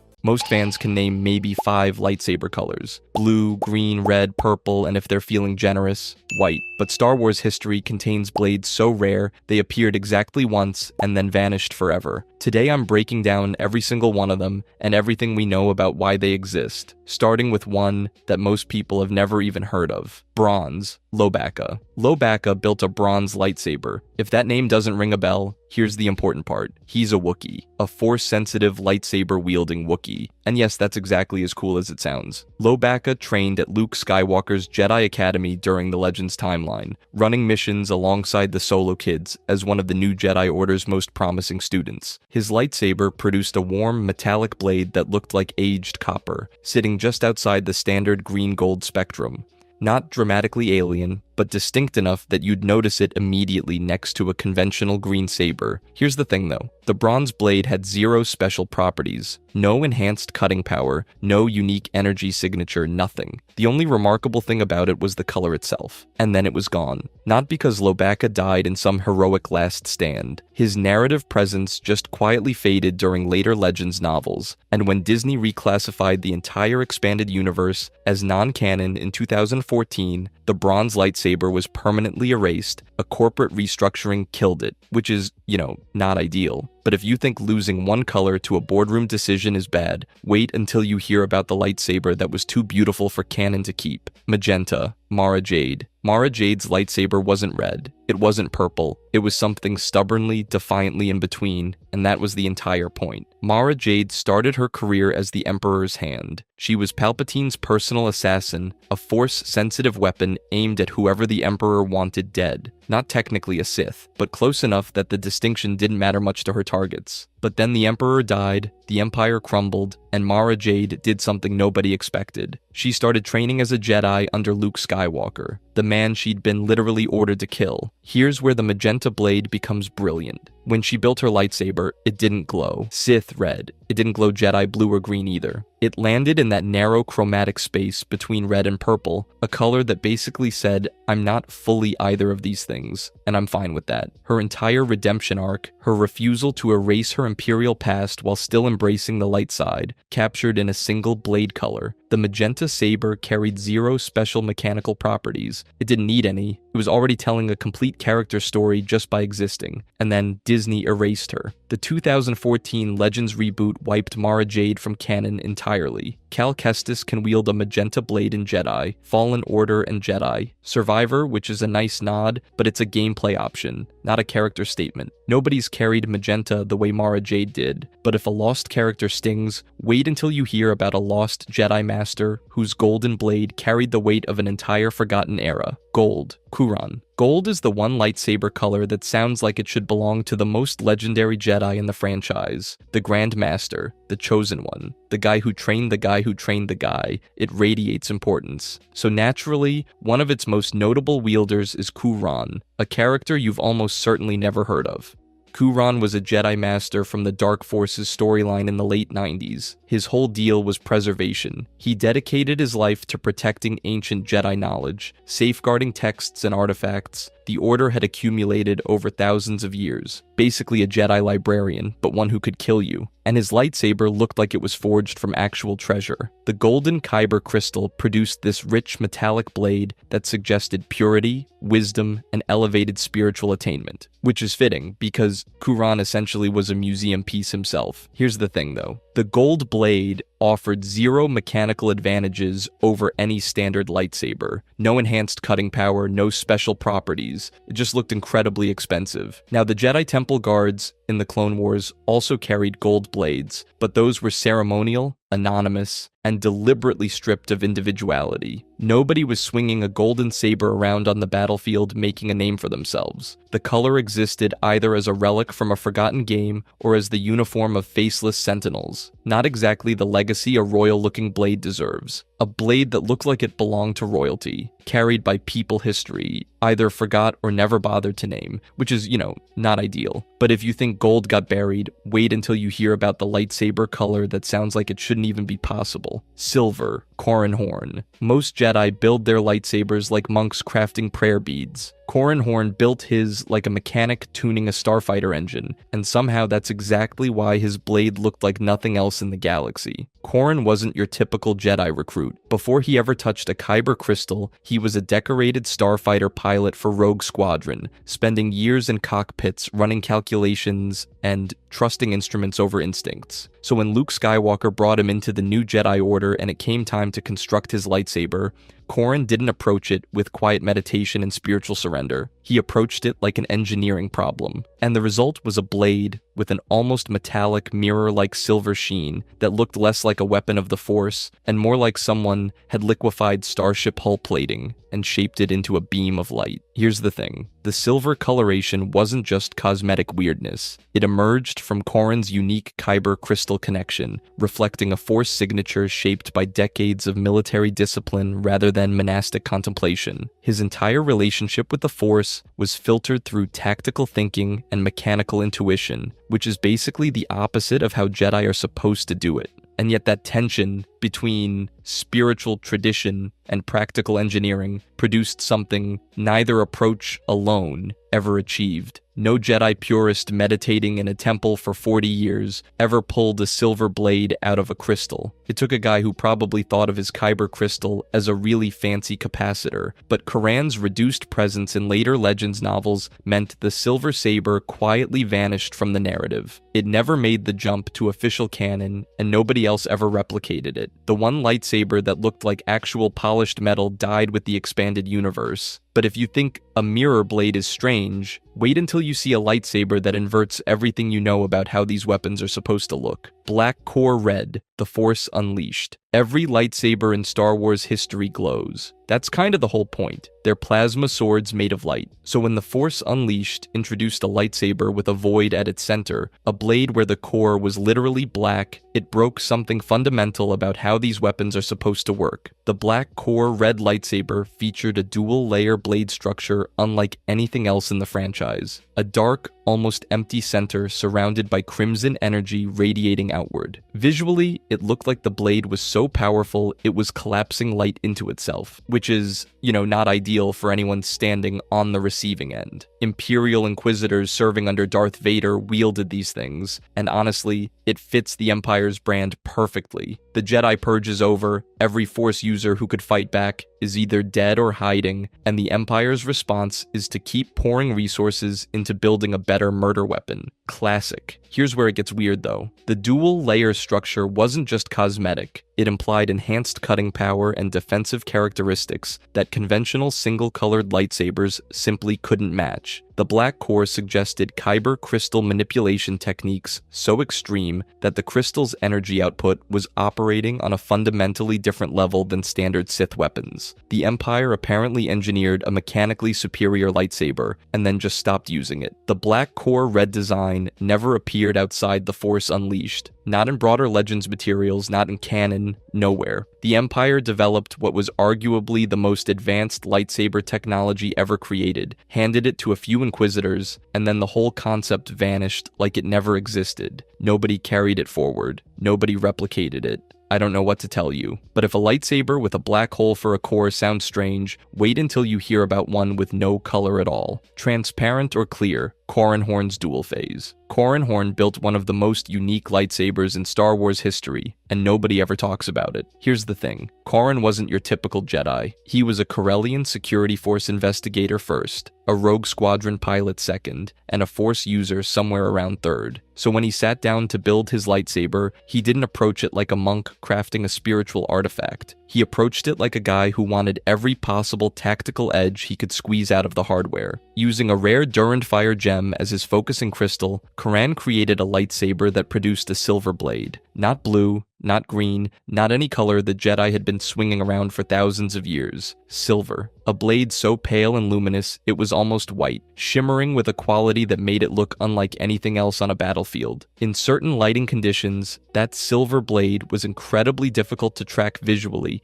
bleeding into bright environments in a way no standard colored saber ever could. Think about what that means in practice. Lightsaber combat is built entirely around tracking your opponent's blade. Every parry, every dodge, every defensive form relies on reading the weapon coming at you. A silver blade that washed out against bright backgrounds gave Corran a genuine visibility advantage. It's not invisible, but it's the closest thing to a visual disruption anyone ever built into a lightsaber. And Corran, being Corran, also made it dual phase, meaning he could extend the blade's length mid-combat, because of course he did, and then it quietly faded from Star Wars relevance forever. No other character ever sought out a Durand fire gem for the same purpose. No Sith tried to replicate the effect. The most tactically clever crystal choice in galactic history got used once by one guy, and then everyone collectively moved on.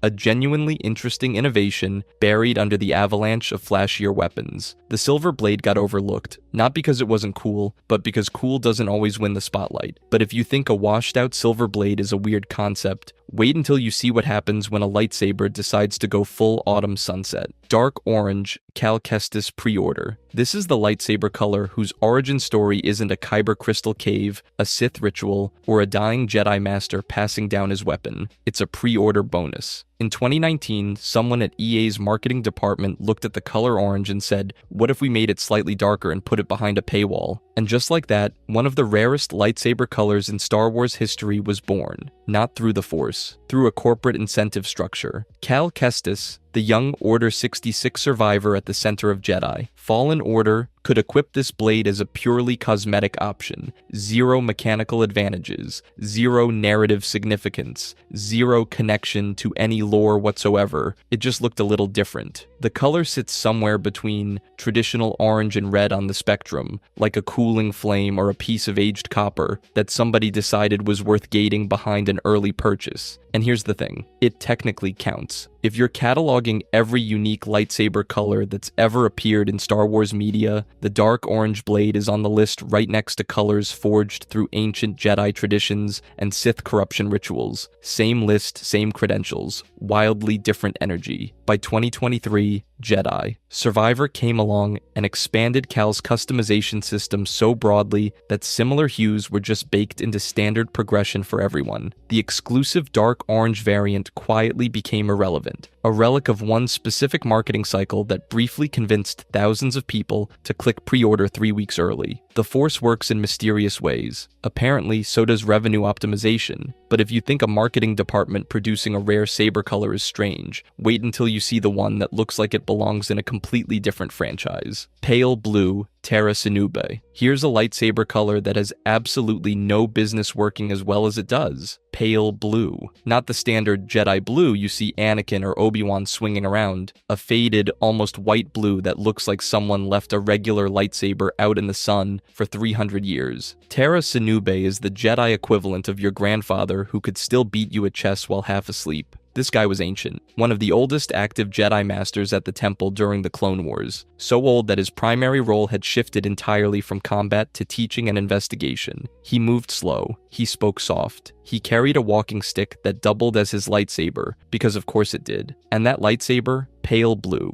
a color so soft and washed out, it looks like it would politely ask permission before cutting through a blast door. But here's the thing, it absolutely would cut through that blast door. Same plasma, same Kyber crystal energy output, same will remove your arm without hesitation functionality. The packaging is just significantly more polite about it. What makes the color interesting is how much it reflects the man holding it. Kyber crystals respond to their wielder's connection to the Force, and Sinube had been bonded to his for longer than most Jedi had been alive. That faded, gentle quality sits in perfect contrast to the bold blues of younger, more combat-focused Jedi. It's a saber that looks like it's been at peace for a very long time. Now here's what makes this one legitimately special. When Disney wiped out massive chunks of Star Wars lore in 2014, the Clone Wars survived, fully canonical, which means Tara Sinoob's pale blue lightsaber is officially recognized in a way that bronze, gold, and silver sabers can only dream about.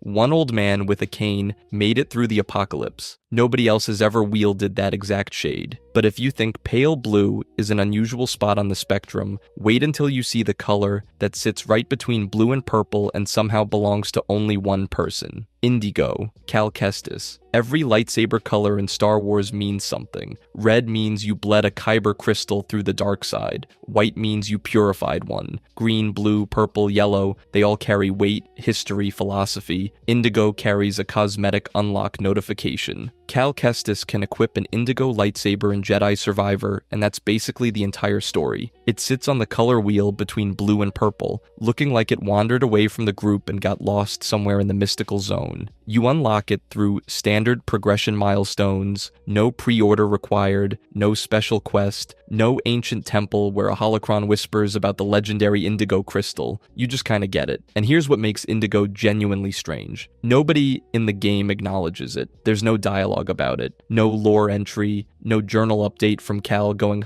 never seen this color before. It exists purely as a menu option, which means it technically lives in a canonical Star Wars game without having a single canonical thing to say for itself. In a franchise where every lightsaber color has been assigned spiritual meaning and emotional resonance, Indigo is just vibing. It showed up, looked cool, and offered zero explanation. No other character in canon or legends has ever wielded one. No official Star Wars publication has recognized Indigo as a distinct Kyber crystal phenomenon.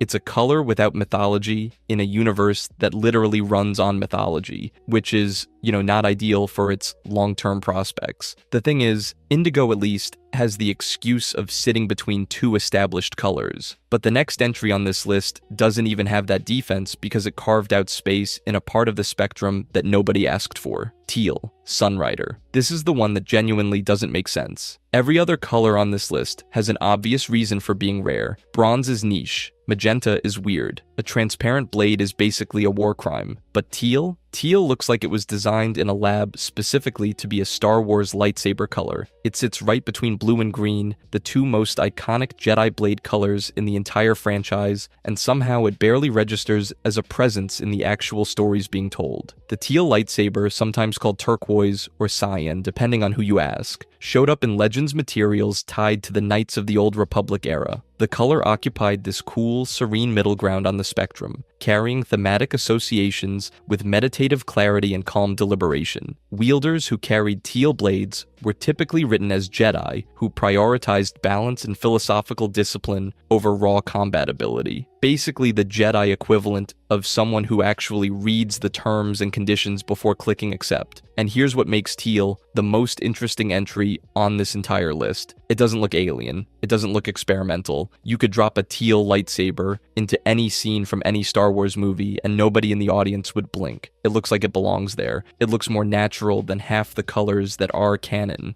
Now technically, cyan did survive the 2014 Legends reboot. You can equip it on Cal Kestis in Jedi Fallen Order and Jedi Survivor.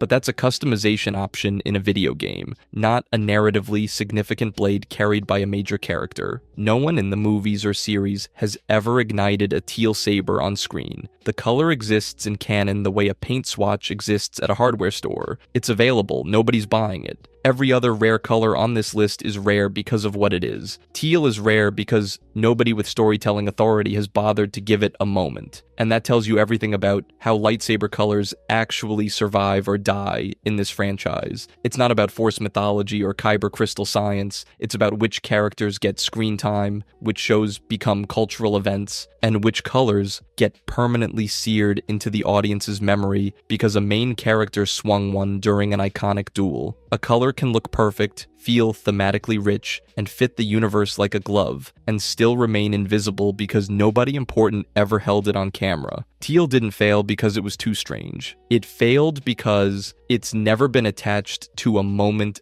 that mattered, and that's somehow sadder than any of the weird, one-off colors we've covered today. Those colors were always going to be rare. Teal had every reason to be permanent and just wasn't. So the next time you ignite a blue or green saber in a game and think these are the only options that matter, remember there's a color sitting right between them that the entire franchise collectively sleepwalks past, which is, not ideal. Every lightsaber color in Star Wars is a choice, not a default. The crystal inside isn't just a power source, it's alive. It's connected to the Force, and it physically changes color based on the philosophy of the person holding it. That means every single blade you've ever seen on screen is a philosophical statement disguised as a weapon, and the most common one has a story nobody bothers to tell. Blue Kyber crystals. Most people see a blue lightsaber and think standard issue, like it's the plain vanilla option on the Jedi menu. But here's the thing. Blue isn't a default, it's a declaration. Blue is overwhelmingly the most common lightsaber color among Jedi Guardians, the combat-focused branch of the Order dedicated to frontline peacekeeping. That's not a coincidence, and it's not random assignment. Blue Kyber crystals resonate specifically with peacekeeping and defensive combat philosophy. The crystal literally responds to the wielder's mindset. If your core instinct is to protect, to defend, to stand between danger and the innocent, the crystal turns blue. It's reading you. And this is where people get it wrong. They assume Jedi just grab a crystal and it happens to glow whatever color. No, Kyber crystals are Force-attuned minerals. They're not passive tools sitting in a cave waiting to be picked up. They reach out, they call to specific individuals. And when a Jedi finally bonds with one, the crystal physically changes to reflect that person's relationship with the Force. Blue isn't generic, it's the color of a Guardian. Look at Obi-Wan Kenobi. He went through 3 different lightsabers across his lifetime, losing 2 in combat, but every single time he built a new one, the crystal turned blue. Every time. Through exile, through war, through watching his best friend burn alive on Mustafar, the Force kept giving him the same answer. That's not coincidence. That's the crystal confirming what Obi-Wan was at his core, a protector, over and over again. Then there's Luke Skywalker, whose first lightsaber was actually Anakin's blade, handed to him by Obi-Wan on Tatooine. That blue saber wasn't built for Luke, it was his father's. But the fact that Luke carried it, fought with it, and connected with the Force through a blue crystal that originally bonded with Anakin says everything. 2 generations of Skywalkers, both drawn to blue. The bloodline kept returning to the Guardian's color. That means something. Now, fans have argued for decades about whether blue or green is the superior Jedi color. It's one of the oldest debates in the fandom, and honestly, both sides have legitimate points. But before you pick a side, you need to understand what green actually represents, because it's not what most people think. Red Kyber crystals. Red lightsabers aren't found. They're made. And the process is one of the most disturbing rituals in all of Star Wars lore. See, here's the thing most people get wrong about Sith lightsabers. They don't just grab a different colored crystal off a shelf somewhere. Red Kyber crystals don't exist in nature. Not on Ilum, not on any planet, not anywhere. Every single red crystal in the galaxy was once a normal, living, Force-attuned mineral that was essentially tortured into submission through a Sith ritual called bleeding, and I mean that literally. The crystal is alive. Kyber crystals are connected to the Force, they resonate with their wielders, they choose who carries them. Bleeding is the process of a dark side user pouring so much hatred, anger, and suffering into a crystal that its molecular structure fundamentally changes. The crystal doesn't turn red because it wants to. It turns red because it's been broken. This isn't some recently invented concept either. Bleeding is an ancient, deliberate practice passed down through generations of Sith Lords who understood exactly what they were doing to these crystals. It's baked into the dark side tradition itself. Now here's where it gets haunting. Darth Vader's red lightsaber, he didn't bleed his old Anakin crystal. Palpatine sent him on a mission to hunt down a Jedi and take their crystal by force. Vader killed Jedi Master Kirak Infila and ripped the Kyber crystal from his lightsaber. Then he bled it. Think about that for a second. The first act of Darth Vader's new life was murdering a Jedi and corrupting everything that crystal stood for. That's not just a color swap, that's a murder. And the red blade itself is physically different. Red crystals produce a completely distinct sound signature that even untrained ears can pick up on. The weapon literally sounds angrier, Then there's Kylo Ren. His crossguard lightsaber isn't some edgy design choice. His crystal is physically cracked, held together only by his own dark side force energy, with the lateral vents bleeding off excess plasma that would otherwise destroy the hilt. Whether his emotional instability caused the crack or the crack reflects his instability is still one of the most heated debates in the community, but perhaps the most chilling detail. Official Sith doctrine states that bleeding is permanent. No known Jedi ritual can reverse the corruption. Once a crystal turns red, it stays red forever. At least that's what the Sith believe. But the next crystal on this list proves them dead wrong. Green Kyber crystals. After all that darkness, let's talk about something a little more peaceful. Green Kyber crystals are the second most common blade color in the Jedi Order, and they carry a reputation that might be bigger than the lore actually supports. Let me explain. About 25 to 30% of Jedi Temple Masters historically carried green blades, compared to roughly 70% wielding blue. So green isn't rare, but it's not the default either. It sits in this interesting middle ground where it's common enough to be recognizable but uncommon enough to feel special. And the Jedi who carried green, they weren't typically your frontline fighters. Green crystals are associated with healers, diplomats, and philosophers, a completely different philosophical lane from blue's combat and protection emphasis. Kit Fisto's green lightsaber is a perfect example. His crystal reportedly carried healing resonance properties, allowing Force users to sense life more acutely through the blade itself. That's not a weapon optimized for war, that's a tool built for connection. But here's where it gets interesting. The biggest green crystal story in all of Star Wars belongs to Yoda. His green lightsaber contained a crystal sourced from Elam during his Jedi initiation, and he carried that same crystal for over 800 years. Let that sink in. One living mineral bonded with one living being for longer than most civilizations on Earth have existed. Empires rose and fell. Entire species went extinct. And through all of it, Yoda's crystal stayed attuned to him. That's not just ownership. That's a relationship. Now here's the part that might upset some people. The philosophical distinction between green and blue. It was largely retrofitted into Star Wars lore after the original trilogy. Early canonical sources don't firmly establish these differences at all. In fact, the color distinction may have originated as a filmmaking necessity rather than deliberate world building. Luke needed a lightsaber that would show up against the blue sky of Tatooine in Return of the Jedi. That's it. That might be the entire reason green lightsabers exist. And I remember the blue versus green debate I mentioned earlier. Green users love to claim their color represents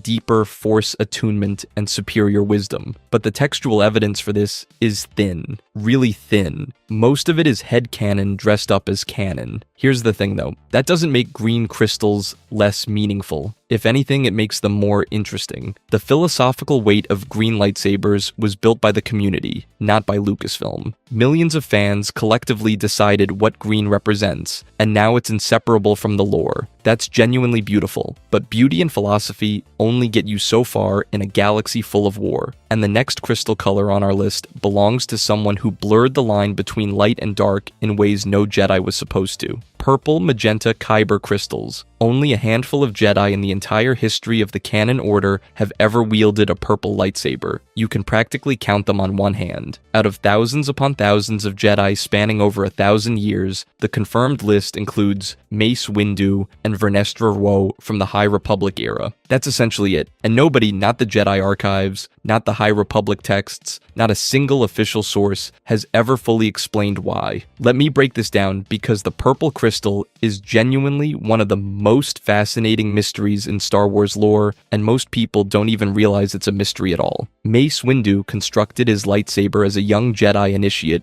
with the help of the ancient droid Huyang. Nothing unusual about the process itself. Most Jedi younglings go through the same ritual, but the crystal he bonded with was specifically tied to his unique connection to the Force, and here's where things get interesting. Windu developed Vapad, and it isn't just a fighting style, it's a method of channeling dark side energy through yourself without surrendering to it. Windu would literally absorb an opponent's aggression and darkness, loop it through his own connection to the Force, and redirect it back. He was walking a philosophical tightrope that would have destroyed almost any other Jedi. So naturally, the fan theory writes itself. Purple equals blue plus red, Jedi plus Sith, light plus dark. Windu's crystal reflects his unique position as a Jedi who dances with darkness without falling to it. It's elegant, it makes perfect sense, and it has zero official confirmation. But here's the thing, Official sources have never fully shut the door on it either. They haven't confirmed it, but they haven't denied it in a way that kills the theory dead. And when you look at the Vapad technique's explicit connection to dark side energy, the speculation becomes almost too logical to dismiss. The crystal resonates with the wielder's connection to the Force. Windu's connection to the Force involves channeling darkness. The crystal turns purple. You do the math. What makes this even stranger is the complete absence of an explanation for their rarity. White crystals are rare because they require a specific purification ritual. The Darksaber is unique because of its one-of-a-kind creation by Tara Vizsla. But purple? There's no ritual. There's no special process. There's no ancient Jedi text explaining why only a handful of these crystals have ever appeared. They seem to be naturally occurring variants that are just extraordinarily uncommon. And that unsolved quality honestly makes them more interesting than colors that have clean answers. Despite Windu having relatively limited screen time compared to other prequel Jedi, his purple blade is one of the most visually iconic lightsabers in the entire Skywalker saga. You see that purple glow, you immediately know who's holding it. No other lightsaber color is that instantly identifiable with a single character. The Jedi Order clearly didn't fully understand these crystals, and honestly, neither do we. But if an unexplained crystal sounds mysterious, wait until you hear about the ones that were deliberately stripped of all color entirely: yellow Kyber crystals. Here's a color that most casual Star Wars fans have literally never thought about. Yellow lightsabers exist. They've existed for a long time in both canon and legends, and almost nobody outside of hardcore lore circles can tell you the full story behind who carries them or why. That changes right now. Yellow lightsabers are most famously associated with the Jedi Temple Guards, not Jedi Knights, not Padawans, not even most Masters. The Temple Guards were a group of elite Jedi whose entire purpose was protecting the Jedi Temple on Coruscant during the Republic era. They carried double-bladed yellow lightsaber pikes, wore identical masks, and abandoned their personal identities to serve, which makes the Temple Guard version of yellow function less like a personal weapon and more like a uniform. Think about that for a second. Every other crystal color reflects something about the individual wielder: blue for defenders, green for scholars, purple for Mace Windu being Mace Windu, but yellow for the Temple Guards. Yellow meant you held a rank. You served a role. Your identity as a Jedi was literally stripped away when you put on the mask and picked up that blade. The Temple Guards abandoned their personal lightsabers, their names, even their individual identities to carry yellow. It wasn't a choice, it was an assignment. But here's the thing. Yellow doesn't belong exclusively to the Temple Guards. In Legends, yellow was the signature color of the Jedi Sentinels, an entire class of Jedi who balanced combat skills with practical, non-force abilities like tracking, security, and investigation. They were the Jedi who got their hands dirty, and their yellow blades reflected that balanced philosophy, not pure warriors like Guardians, not pure scholars like Consulars, but something in between: focused, practical, vigilant. And in current canon, yellow broke even further out of its institutional role. Rey constructed a yellow lightsaber at the end of The Rise of Skywalker, making her the most prominent individual wielder of the color in the entire saga. Asajj Ventress also carried a yellow blade for a time. So yellow has evolved from a symbol of institutional duty into something broader, a color tied to balance, guardianship, and walking a path that doesn't fit neatly into the traditional Jedi categories. Here's what makes this even more interesting. Despite appearing across multiple eras and wielders, yellow remains one of the rarest lightsaber colors on screen. Most fans had zero awareness yellow lightsabers were even a thing until the Clone Wars animated series prominently featured the Temple Guards. And even after Rey ignited one in the final shot of the Skywalker saga, the canon has given almost no explanation for what draws a Kyber crystal to resonate yellow. Blue and green have clear associations. Red has bleeding. Yellow just exists, with no definitive lore explaining the attunement process, and that silence is louder than any explanation would be. But if yellow feels exclusive, wait until you see a color that only one person in the entire history of the Jedi Order has ever carried: white Kyber crystals. Remember earlier when I said bleeding a Kyber crystal is irreversible, that no known Jedi ritual can restore a corrupted crystal? Yeah, I lied. Well, technically the Sith lied, because one person in the entire history of the galaxy figured out how to undo it, and she did it through sheer force of will. Ahsoka, Tano. Here's the full story. After the fall of the Republic and the rise of the Empire, Ahsoka went into hiding. About a year after Order 66, she ended up on the farming moon of Rada, where she encountered the sixth brother, an Imperial Inquisitor, hunting down surviving Force users. She killed him. And when she pulled the Kyber crystals from his dual-bladed lightsaber, she found 2 bled crystals, weapons of pure dark side corruption. And instead of discarding them or destroying them, she did something that almost nobody had ever done before. She entered a deep Force meditation and began purifying them. She held those crystals in the Force and fought against every ounce of darkness baked into them.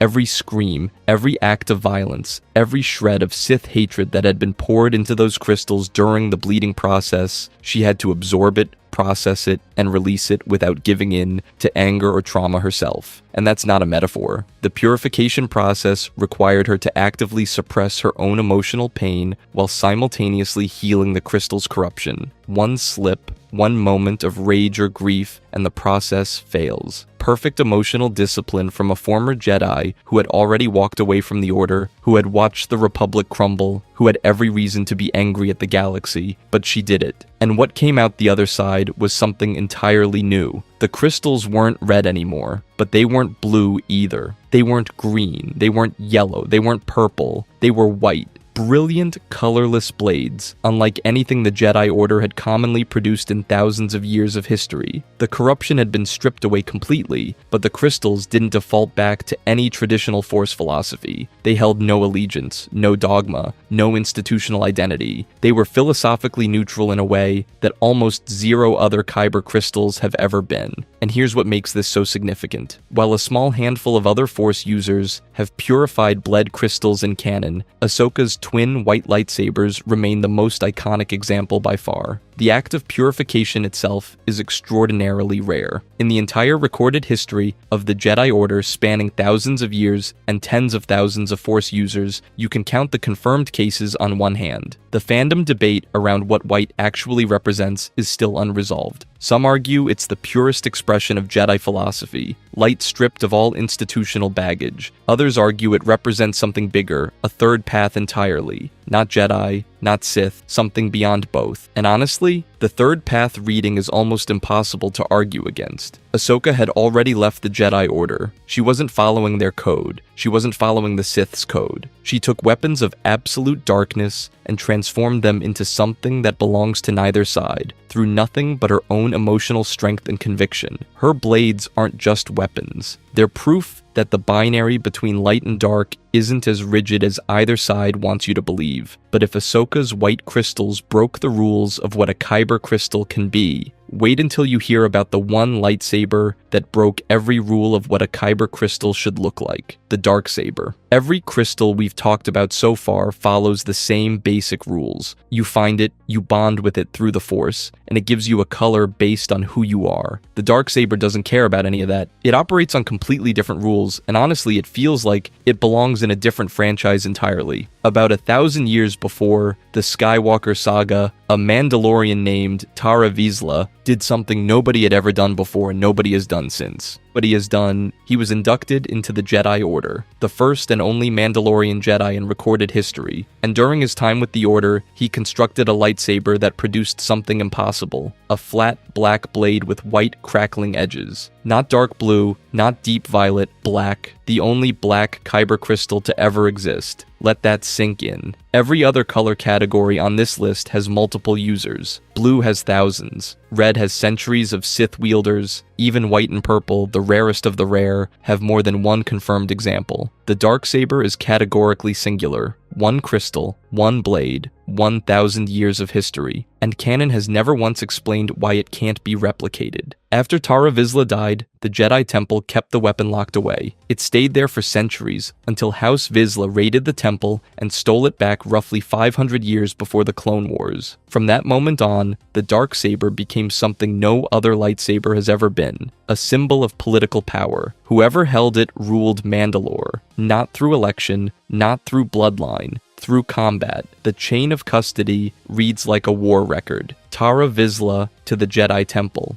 Jedi Temple to Pre Vizsla to Darth Maul, who killed him for it in single combat, Maul to Sabine Wren, Sabine to Bo-Katan Kryze, Bo-Katan lost it to Moff Gideon during the Great Purge of Mandalore, and then Gideon to Din Djarin. Every single transfer happened through direct combat or seizure, no peaceful handoffs, no inheritance. You want the Darksaber? You fight for it, but here's where it gets truly strange. The Darksaber physically changes based on who's holding it. When Din Djarin first wielded it, the blade became heavier, more resistant. It fought against him like the weapon itself was rejecting his claim. No other Kyber crystal in Star Wars history does this. Every other lightsaber weighs the same regardless of who picks it up. The Darksaber actively judges its wielder and punishes those it deems unworthy. That's not Star Wars logic, that's Excalibur. That's Arthurian legend, dropped into a galaxy far, far away. The leading theory about its origin involves some kind of hybrid between Mandalorian Beskar and Kyber crystal technology, which would explain why it behaves so differently from every other lightsaber. But official sources have deliberately left the mechanics unexplained. We don't know how Tara Vizsla created a black crystal. We don't know if the crystal was black before construction or if the forging process changed it. We don't know if the weight shift is physical, psychological, or the weapon literally exerting force will on its wielder, and that's what makes the Darksaber so fascinating. It breaks every rule this video has established. Kyber crystals bond through meditation. This one bonds through violence. Crystals reflect your philosophy. This one reflects your worthiness. Every color has multiple wielders. This one has exactly one blade across a millennium of galactic history. The Darksaber isn't just rare, it's impossible. And the fact that nobody, not the Jedi, not the Sith, not a single Force user in 1,000 years has ever produced a second black crystal suggests that whatever Tara Vizsla did might have been a one-time event in the history of the Force itself. But as unique as the Darksaber is, it's still just one weapon. The Kyber crystals powering the galaxy's most devastating superweapons, those operated on a scale that makes every lightsaber look like a toy. Kyber crystal origins. Every single crystal we've talked about, blue, red, green, purple, yellow, white, black, they all come from the same place. And that place tells a story darker than any Sith Lord ever could. Kyber crystals form naturally over centuries in deep caverns on a planet called Ilum. These aren't just rocks sitting in a cave. They grow slowly, almost organically, in conditions that make them accessible exclusively to Force-sensitive individuals. The planet itself acts as a filter. If you can't touch the Force, you can't reach the crystals. Period. Every Jedi who ever built a lightsaber made a pilgrimage to Ilum during their initiation. It was the single most sacred site in the entire Jedi Order, a living vault of the mineral that made their way of life possible. And that's exactly why the Empire wanted it. Non-Force users can't activate or properly attune to Kyber crystals. In untrained hands, they're functionally inert, fancy paperweights, which makes what happened next all the more horrifying. During its reign, the Empire aggressively harvested massive quantities of raw crystal material from Elam and other occupied territories. They didn't care that Jedi philosophy treats Kyber as a living mineral ecosystem. They strip-mined it like coal. Entire caverns that took centuries to form were gutted in months. But the Empire was just the warm-up act. Here's where it gets truly disturbing. The First Order took Ilum, the birthplace of every lightsaber ever constructed, and they hollowed it out. They carved away the planet's core, restructured its entire geology, and built Starkiller Base around the massive Kyber crystalline core buried deep inside the planet. We're talking about a world with a diameter of 660 kilometers,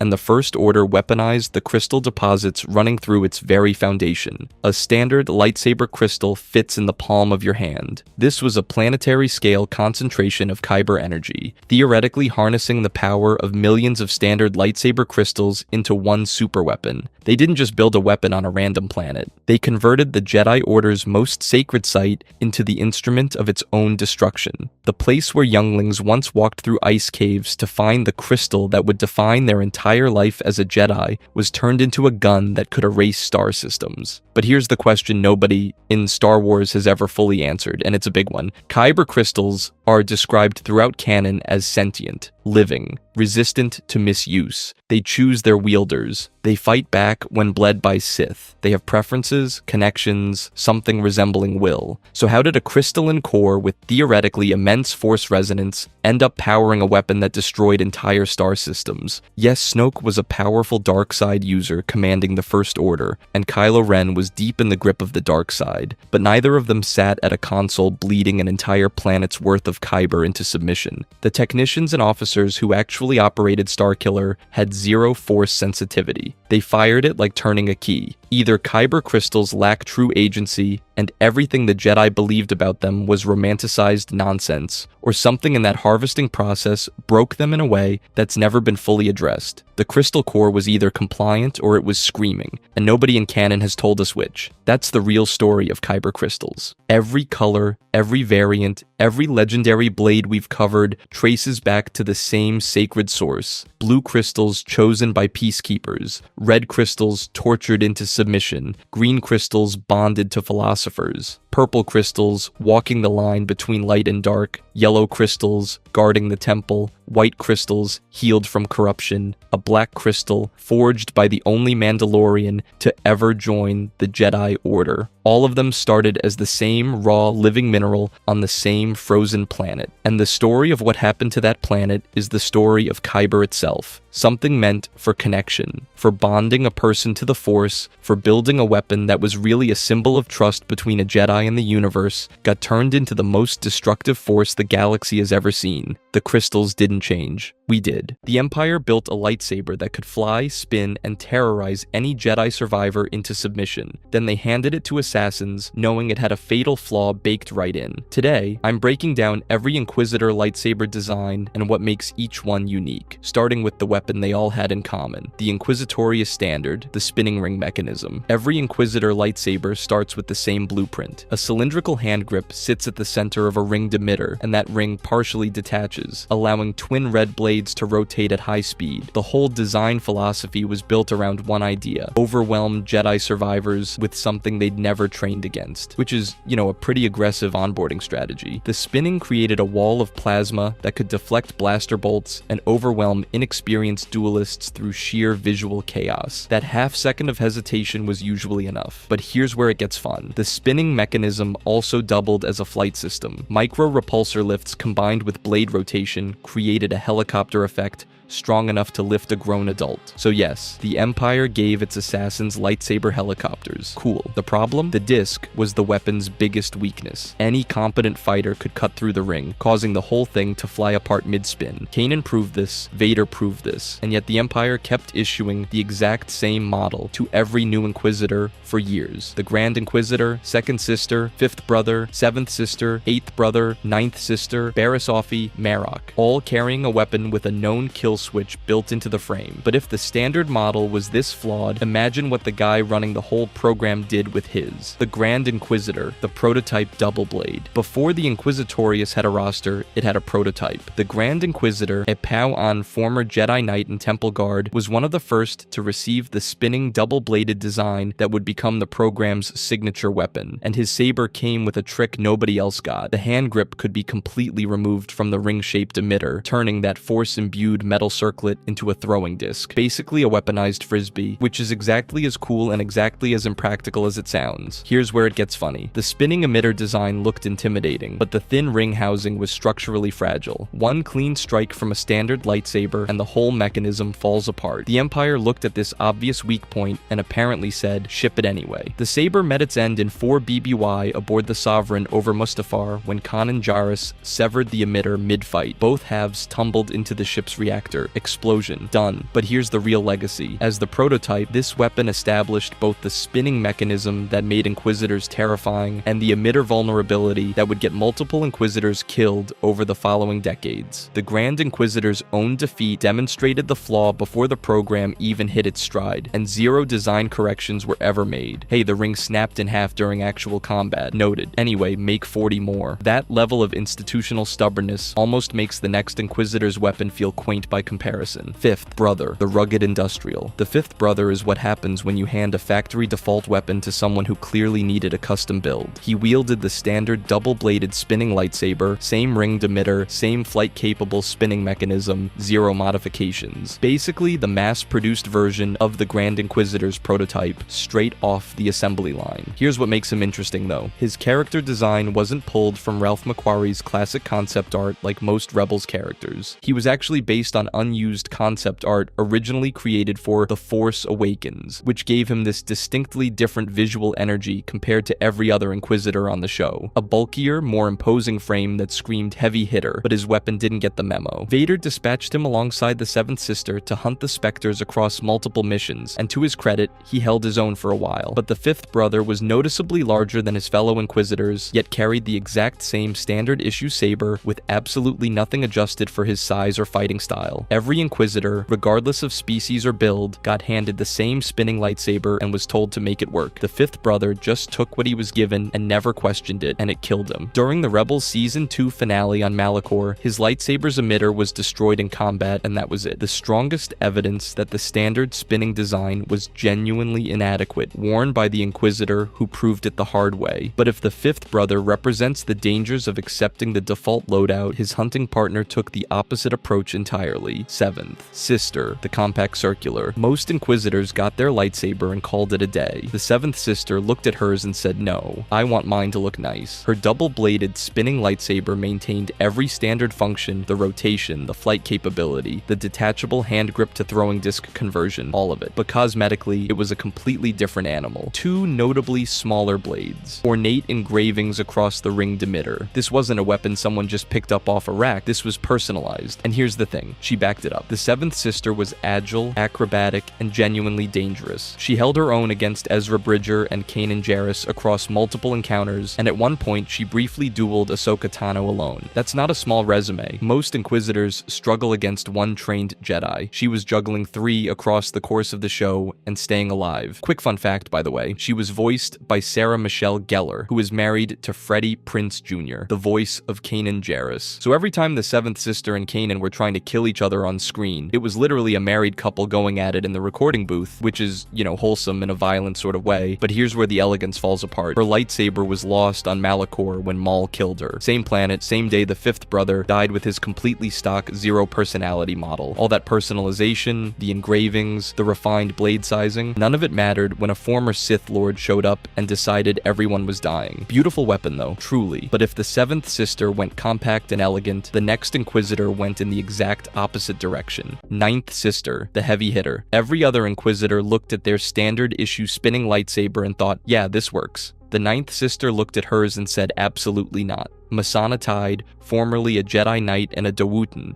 who could probably bench press a speeder, is the only Inquisitor who demanded a full structural redesign of her weapon. And honestly, it's the most interesting design evolution in the entire Inquisitorius. Her original saber was basically the Grand Inquisitor's model, with spikes slapped on each side of the wheel. Functional, sure. Intimidating, kind of. But between 18 BBY and 14 BBY, she scrapped it entirely and replaced it with something fundamentally different. Heavier hilt, wider emitter, thicker wheel, the whole thing was built like a heavy axe, which is exactly what the Jedi Fallen Order design team was going for. They looked at her comic appearances, looked at her massive Dawutan frame, and realized a standard issue toothpick wasn't going to cut it. This wasn't cosmetic. This was the first documented case of an Inquisitor getting a ground-up weapon rebuild based on their physiology and combat style.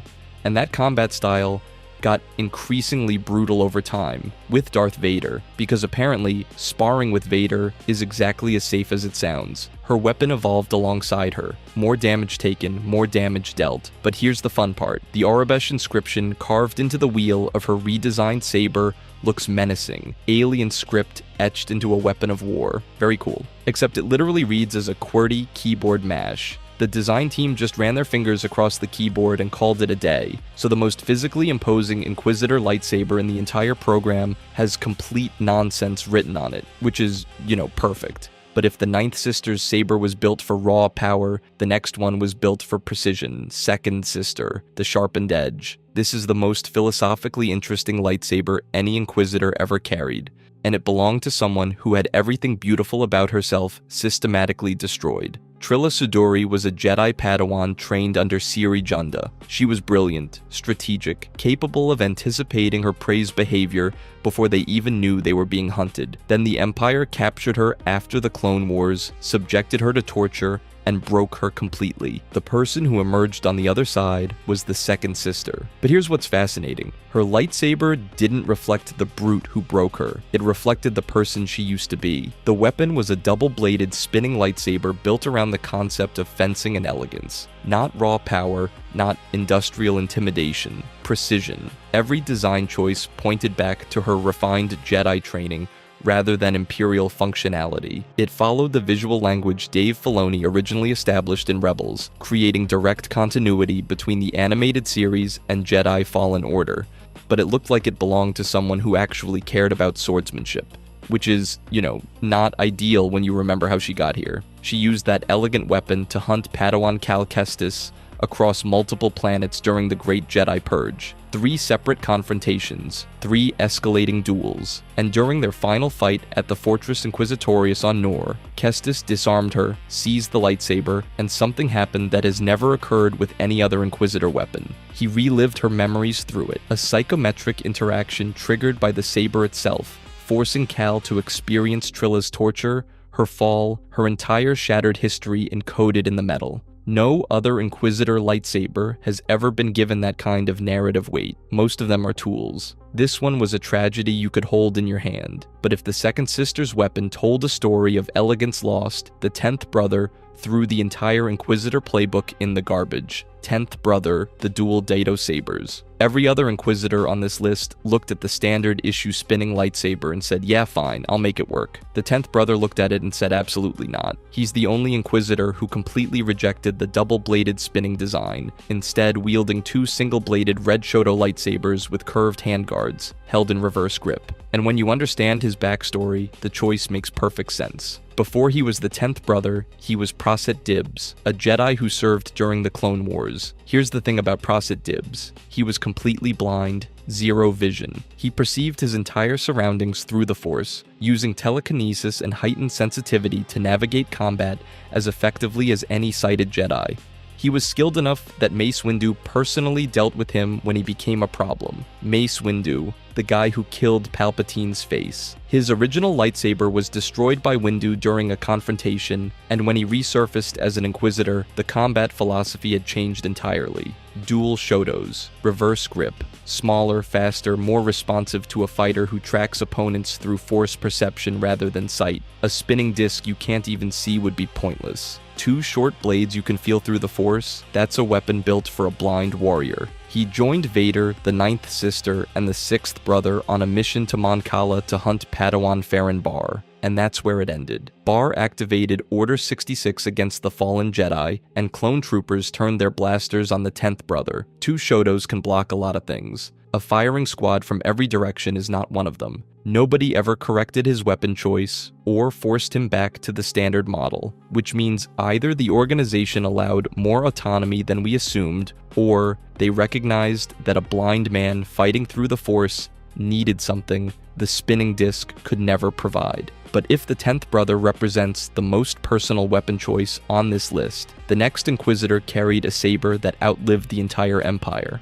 Merrick, the Weathered Relic. Every Inquisitor on this list lost their weapon when they died. Sabers fell into reactors, got sliced in half, or vanished on battlefields across the galaxy. Marok's didn't. His kept spinning. Originally designated the first brother, Marok wielded what might be the most versatile Inquisitor lightsaber ever constructed. The cylindrical hilt housed 2 Kyber crystals, producing red blades, but the real trick was its 3 distinct configurations. Crescent mode gave him a single blade. Disc mode unlocked the full double-bladed setup, and he could switch between them mid-combat without missing a beat. The lightsaber debuted on August 22nd, 2023 in the premiere episode of Ahsoka on Disney+, making it one of the newest Inquisitor weapons introduced to canon. But here's the thing. By the time we see Merrick using it, the Empire has been dead for about 5 years. He's working as a mercenary for Night Sister Morgan Elsbeth around 9 ABY, still swinging the same Inquisitor blade. That makes it the longest surviving documented Inquisitor weapon still in active combat use. Every other spinning saber on this list got destroyed alongside its owner. This one outlasted the entire organization. During his duels with Ahsoka Tano on Corellia and Cetos,